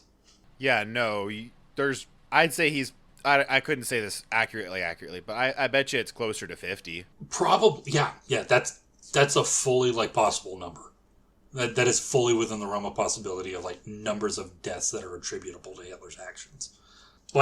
Specifically for the Soviet Union, they lost around 30 million people. Holy shit. Just the Soviet Union. About 8.5 million of those were combat casualties. The other 23 million were civilians. They were civilians that were destroyed and that were murdered in bombing raids, that were murdered in arson attacks by soldiers, that were rounded up in their villages and shot to death, that were put on train cars and sent to concentration camps and death camps. It's insane. You don't think about it before you look into a war, and then you find out how insane war really is and how many people actually die, and then you got to remember that's not even all the people who actually died. Yeah. There's something specific that I really feel like I should mention because it does not get talked about really at all when Americans talk about the Eastern Front of World War II. And that is this concept. So you've heard the term Lebensraum before, right? I feel like you've mentioned it, but I cannot remember its meaning. It's a German word that means living space. Okay. And a lot of people are aware of the concept and know that it's associated with Nazi expansionism, but it was specifically coined in reference to one specific policy that the Nazi government had in place, specifically for Eastern Europe. They saw Slavic people, as racially inferior. And so, in preparation for their invasion of Eastern Europe, they concocted a plan which they called Generalplan Ost, which is General Plan for the East. Okay. The plan called for 90% of the population of Eastern Europe to be murdered. Holy fucking shit. The other 10% would be enslaved and used as slave labor to build German colonies in Eastern Europe, where they would take German families and resettle them. That's insane. It was a plan to colonize Eastern Europe. And so those 20 million or so civilian casualties in the Soviet Union were not an incident of war. They were deliberate murders for the purpose of population, like ethnic cleansing. And this is why they were just following orders as bullshit.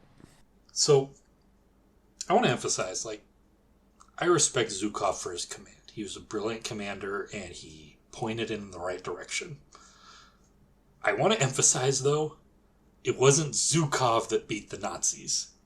He was one guy. The people that beat the Nazis were the millions and millions of Soviet and American and British and French and even Italian and German and all across Europe. Servicemen and women and partisans and rebels and saboteurs and spies that sacrificed so much and gave so much of their lives so that they could beat Nazis and beat fascists into the fucking dirt where they deserve to be. Yeah, this is why this is why anytime fascism rears its head, it's supposed to be met with repeat and object violence, but apparently not. The only language that Nazis speak is violence. And this is why we always punch the Nazis. The only debate you're ever going to win against a Nazi is a debate with your fists. Because that is the only language that they speak. Okay. So, after the surrender, Zhukov was appointed the military governor of the Soviet occupation zone in eastern Germany. He was also the Soviet representative to the Potsdam Conference, where the commanders of all of the Allied armies coordinated how they would manage the occupation of Germany. During these discussions, Zhukov got to be really good friends with Dwight Eisenhower. Like, best friends. Interesting. Like, they loved each other. They were great. Like, here, I'll tell you a little bit. For the rest of their lives, the two would write letters back and forth. Sip. Like, they... Oh, yeah, that's fair. So, yeah, the rest of their lives, they just send letters back and forth. They send gifts to each other. Like, at one point, Eisenhower sent... After Zhukov retired, Eisenhower sent him, like, a tackle box full of American tackle. And that was the only bait that Zhukov ever used when he was fishing. That's fucking dope. He thought that all of the tackle made in the USSR was just way inferior. He loved Eisenhower, and Eisenhower loved him back. They were best friends. It's really cute, actually. Like, when they, like, if you read their letters, like, there's genuine affection. Like, they're joking. They got inside jokes. They're talking about, like, got a bromance going. Yeah, hardcore bromance. Like, they're talking about, like, how much they miss each other, wish they could hang out more. It's really sweet. It's really nice. Also, after the Potsdam Conference, Eisenhower went and did a tour of the Soviet Union with Zhukov. And during the tour, Eisenhower brought a bunch of Coca-Cola along with him. And it was the first time that Zhukov had ever tried soda. And he loved it. That's cute. He loved Coca-Cola so much. It immediately became like the only thing he ever wanted to drink. And so after Eisenhower had to go back to the United States, Eisenhower reached out to Coca-Cola and asked if he could commission an entire crate, like 50 crates worth of Coca-Cola that could be shipped to Moscow. But the problem was Coca-Cola was illegal in the Soviet Union. Oof. Because they saw Coke as like a big symbol of like American imperial capitalism and imperialism and consumerism. And so Zhukov didn't want to be seen in public drinking it because he thought that he'd get in trouble for it. That sucks. And so when Eisenhower went to the Coca-Cola company, he asked if they could make all of their Coke in unlabeled bottles and make it without dye. So that it was just clear, so that Zhukov could disguise it as vodka. So it's like Coke Crystal, but we never got it. Just Zhukov. Yeah, Yeah, basically. Yeah, and they did it. That's kind of dope. Zhukov woke up one morning and he had 50 crates of clear Coca-Cola just sitting on the front step of his Duma, or on his dacha, That's pretty dope. and and so he just drank. He just loved Coke. He loved Coca-Cola so much. So that's why I got this stuff. Ah, that's why you got the Jack and Coke. That makes sense. So yeah, that's such a funny part of his story. I love that story. So here's an issue with Zhukov though. After the war, he was insanely popular in the USSR. As probably would be. Every Soviet citizen loved and adored him. He was the face of Soviet patriotism. In their minds, he was the man who won the Great Patriotic War. He was their Giga Chad. Which is how Russians refer to World War II. Yeah. Did you know that the Russians refer to World War II as the Great Patriotic War? Well, that's kind of crazy. I don't know really how to react to that. Yeah, it's kind of cringy, but they lost 30 million people. They can call it whatever the fuck they want. Yeah, that's kind of where I'm at. Yeah, so unfortunately for Zhukov, because he was so popular, Stalin saw him as a political threat. Oh no. Oh no. And so Zhukov ended up being demoted from his post as commander-in-chief of the Soviet military, and he was placed in command of some small garrison troops in Ukraine. A bunch of Stalin loyalists and Stalinist hardliners began accusing Zhukov of basically everything, like anything that they could possibly accuse him of. Everything from like conspiracy to murder Stalin to just like money laundering. The problem was none of it stuck because Zhukov had the loyalty of the entire Red Army behind him, and so all of the highest ranking generals and basically like all of the army were behind him and always came to his defense whenever he faced these accusations. And so none of them could stick. A lot of these accusations, in fact, actually came from one guy in particular. Have you ever heard the name Lavrenti Beria? No, I have not heard that name. Joseph Stalin was a paranoid dictator with delusions of grandeur and a bit of an anger management issue. A bit? Lavrenti Beria was an actual psychopath. Lavrenti Beria was the head of the he was the chief of the NKVD, which was Stalin's political commissars and secret police. He loved to torture people. He thrived during the Great Purges because he just loved to drag people out of their beds in the middle of the night, take them to some secluded bunker, and torture them in front of their families. So, real secret police shit. Yeah. Except he got almost like a sexual gratification from doing it. Ew. In fact, he was famous, like, it was kind of an open secret in Moscow that Lavrenti Beria had like a rotating list of women that he liked to have sex with. And except it wasn't really like have sex with them, it was more like force them to... Raping them. Basically raping them, because basically what he would do is he would find a woman that he found attractive. He would go and he would kidnap that woman's family, and then he would arrest her, put her in front of her family, and then torture her family in front of her. Until she agreed to sleep with him? And then he would say, this will stop if you sleep with me. If anyone deserves a bullet to the head, he does. Oh, well, that's good, because that's how this ends. But it was also an open secret that a lot of these women were not, in fact, actually women. Some of them were girls as young as 13. This piece of shit. Lavrenti Beria, if anybody deserved what they got coming to him, it was definitely Beria. The only thing I'll say is that it should have lasted longer. Torture's not okay unless you're punishing someone very, very bad. Torture's a tool. It's a tool used almost exclusively by bad people, but it's a tool. So Zhukov would have a chance at revenge against Lavrenti Beria very shortly. On March 5th, 1953, Joseph Stalin died of a stroke in his dacha. By the way, a dacha is like a summer vacation home. It's like a palace that they. Gotcha. What can I say but rest in piss? I mean, he deserves that, yeah.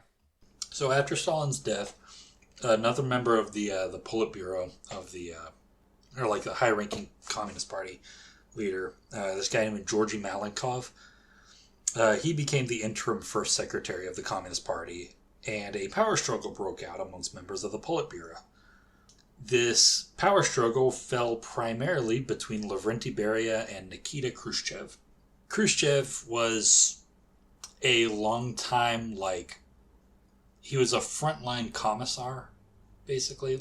He was one of the guys that was he would stand behind Soviet troops during battle, and if anybody tried to run away, he'd shoot them. So he's a coward who shot other cowards. Oh. I'll say a lot of people he saw as cowards. Yeah, it was basically he was because I don't blame people who were running in that kind of situation because that's fucking scary. Yeah, but also every military of World War II executed deserters. That's fucked. The Soviet Union just expedited their process. I mean, even the United States executed several deserters. That's fucked up. Granted, they had long drawn out military trials before they did it, but they did do it. Every military on the planet does that during war. That's a part of running a military as long as war has been a thing. You kill deserters. That's just how it works. The political commissars like Khrushchev was, they weren't just execution, judge, jury, and executioner for deserters. They were political officers. They basically they were morale officers. They did whatever they could to keep up the morale of troops on the front lines. So at their best, they were organizing soccer games and stuff like that. At their worst, they were shooting deserters. It really just depended on the circumstances. That is one bipolar kind of job. Yeah, I'm not going to say it was good. That's just what it was. It's a lot more complicated than a lot of people like to give them credit for, because Soviet commissars are the stereotype for an authority, the way you run an authoritarian state's military, and to some extent, yeah, like in Warhammer 40,000, in 40K, there are commissars in the Imperial Guard, and they're specifically designed off of the uniforms worn by commissars in the Red Army. And they do that stereotypical, if anybody shows any amount of cowardice or heresy, they immediately get a bolter to the head. And so that's kind of the stereotype. It was a lot more complicated than that.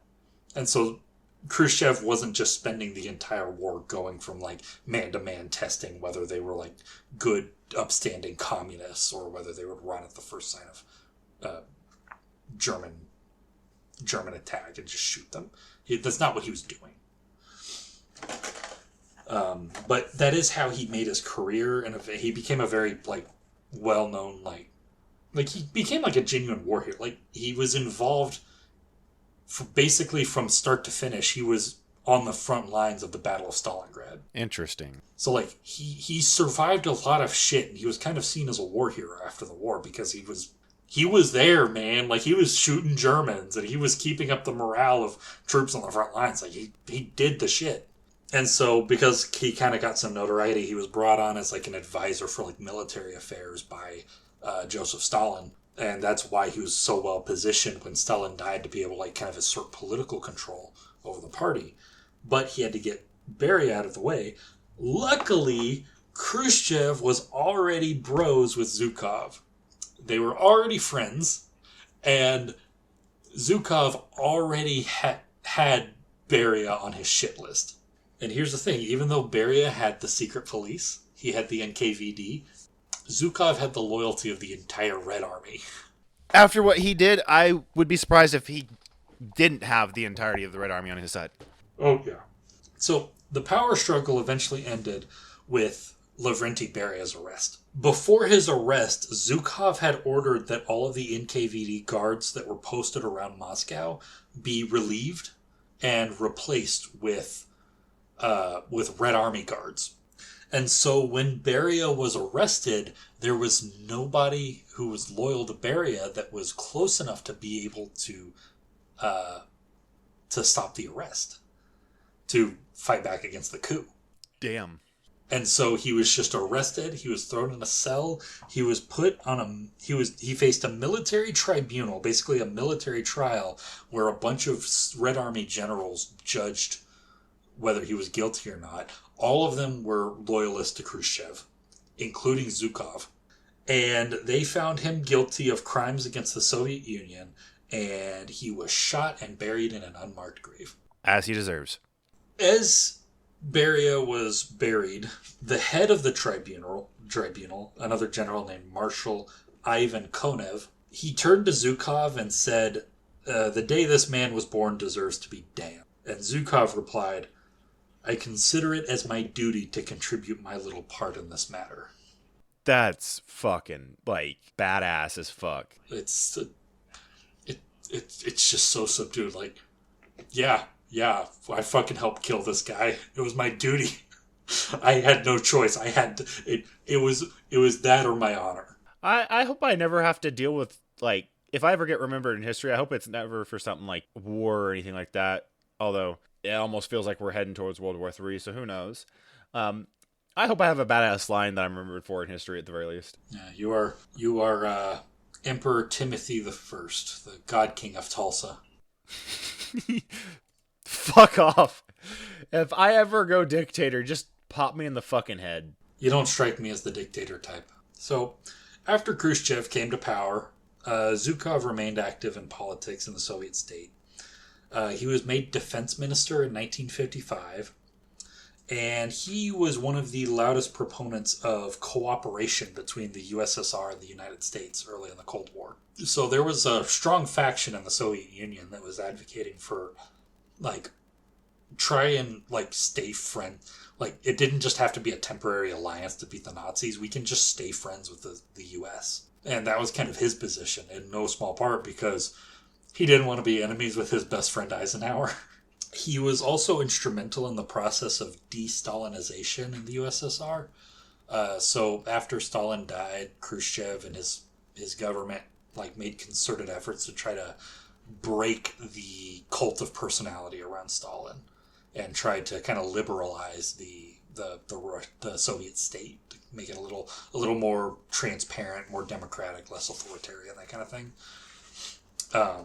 And Zhukov was a really big part of that process. He was one of the loudest advocates for that in the administration, and he held a lot of sway because, once again, he had the army. So, when all of the guys in your country that own guns tell you, we'd like a democracy, please, you make a fucking democracy. 'Cause if you don't make it, they will. Yeah. Here's one of the shitty things he did that he's a real piece of shit for. In 1956, Hungary, it had been occupied by the Red Army at the end of the war, and they had installed a Soviet satellite state in the country. And in 1956, the Hungarian people, a lot of whom were hardcore. This is something a lot of Marxist-Leninists today are not going to admit or will vehemently deny. The Hungarian Revolution of 1956 was primarily led by communists. They were just anti-Stalinist communists, which is most communists.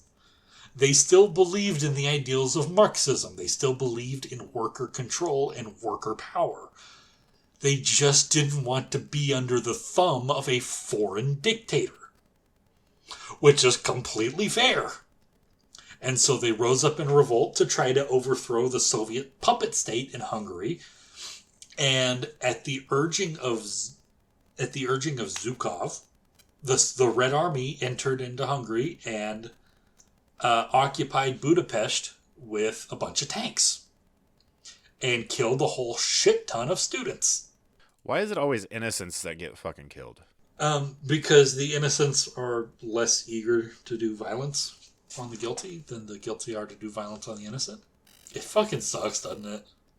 So yeah, Zhukov was a real piece of shit for this. Yeah. Yeah. No. Have you ever heard the term tanky before? Yeah. Tanky refers to basically like Yeah.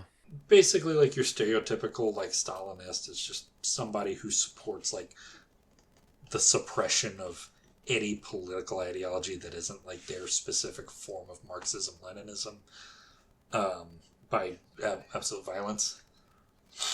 Yeah, so I actually know about it in a completely different context, so I was wrong. Okay.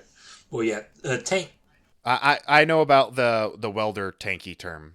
No, tanky refers to basically like a modern day Marxist Leninist who believes who like venerates Lenin and Stalin, and they believe that any ideology that isn't like strictly their brand of Marxism Leninism has to be like violently suppressed in order for workers' revolution to be successful.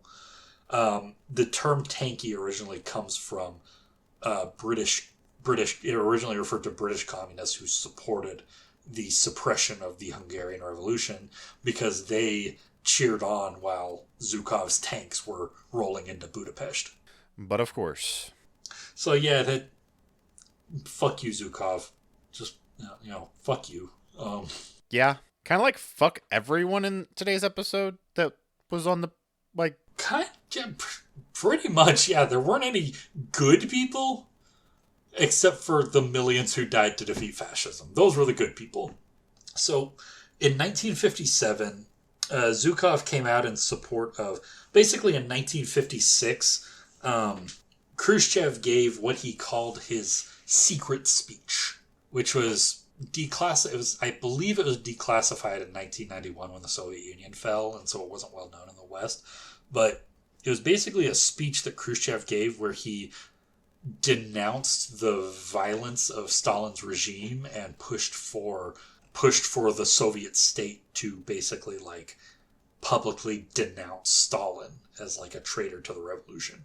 And a lot of people were still kind of big on Stalin because he was the guy who made the Soviet Union powerful, and he's the guy who led the Soviet Union through the Great Patriotic War. And so a lot of people didn't like Khrushchev after that. And Zhukov came out and supported Khrushchev for saying this and supported denouncing Stalin's purges and all the other shit that he did. And his political enemies in the Politburo basically used that as ammunition to vote to force him out of his role as the defense secretary. Yeah, and so he was forced out of the government, and after that, he was basically like, "I'm done. That's it. Curtains closed. I'm fine. That is enough living for me. Not literally living, but I've done enough for one lifetime. It's time for me to settle down." I mean, I probably would have been like, I have been a part of too many historical events. I need to just GTFO people. Yeah, I skull fucked Hitler. I don't have to deal with this shit. Like, I would have been like, hey guys, I feel like I've had enough stress in my life from here. Can I just retire? Not retire, but like, I want to be a normal person. No, but he does actually retire. He resigns his commission in the Red Army, and he just goes to his dacha, and he gets married. That's fucking weird for... By the way, he hasn't been married this whole time. He's had a couple kids. Usually, like, military people are married by now. Yeah, he was married to the work. He did have a couple kids by this point. So he was still fucking, but he just wasn't married. He was still fucking, he just wasn't married. But he settled down his dacha, he got married, and he basically spent his time writing his memoirs and fishing. Basically all he did. He would make periodic trips to the United States so he could see his old friend Eisenhower. Even while Eisenhower was president and after he was president, like they just till they both died, they were just old friends. That's sweet. That is sweet. And every time he'd go to the U.S., he'd restock on Coke. He's got a Coke addiction. He does. He has maybe the Soviets were onto something when they outlawed that shit. Maybe. Every once in a while after he retired, he would be kind of dragged back out into the public for like Like, maybe they'd have him review a military parade, or they'd have him, like, help commemorate, like, a war memorial or something like that. But basically the only reason he did these is just to get people off of his back so he could go back to living, like, his quiet life. He's like, okay, if I do this thing, will you leave me alone for 5 more years? In 1967, he suffered his first stroke, which left him partially paralyzed. Oh, shit. Yeah. 2 years later, in 1969, he finished his memoirs and he published them, and they immediately became worldwide bestsellers.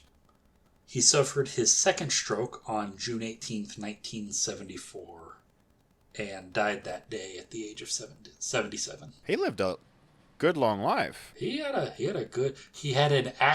a long action-packed life. He was married to his first wife, Alexandra Zhukova, in 1953, and then divorced in 1965. He married his second wife, Galina Semyonova, in the same year, 1965, and they remained married until her death in 1973, the year before he died.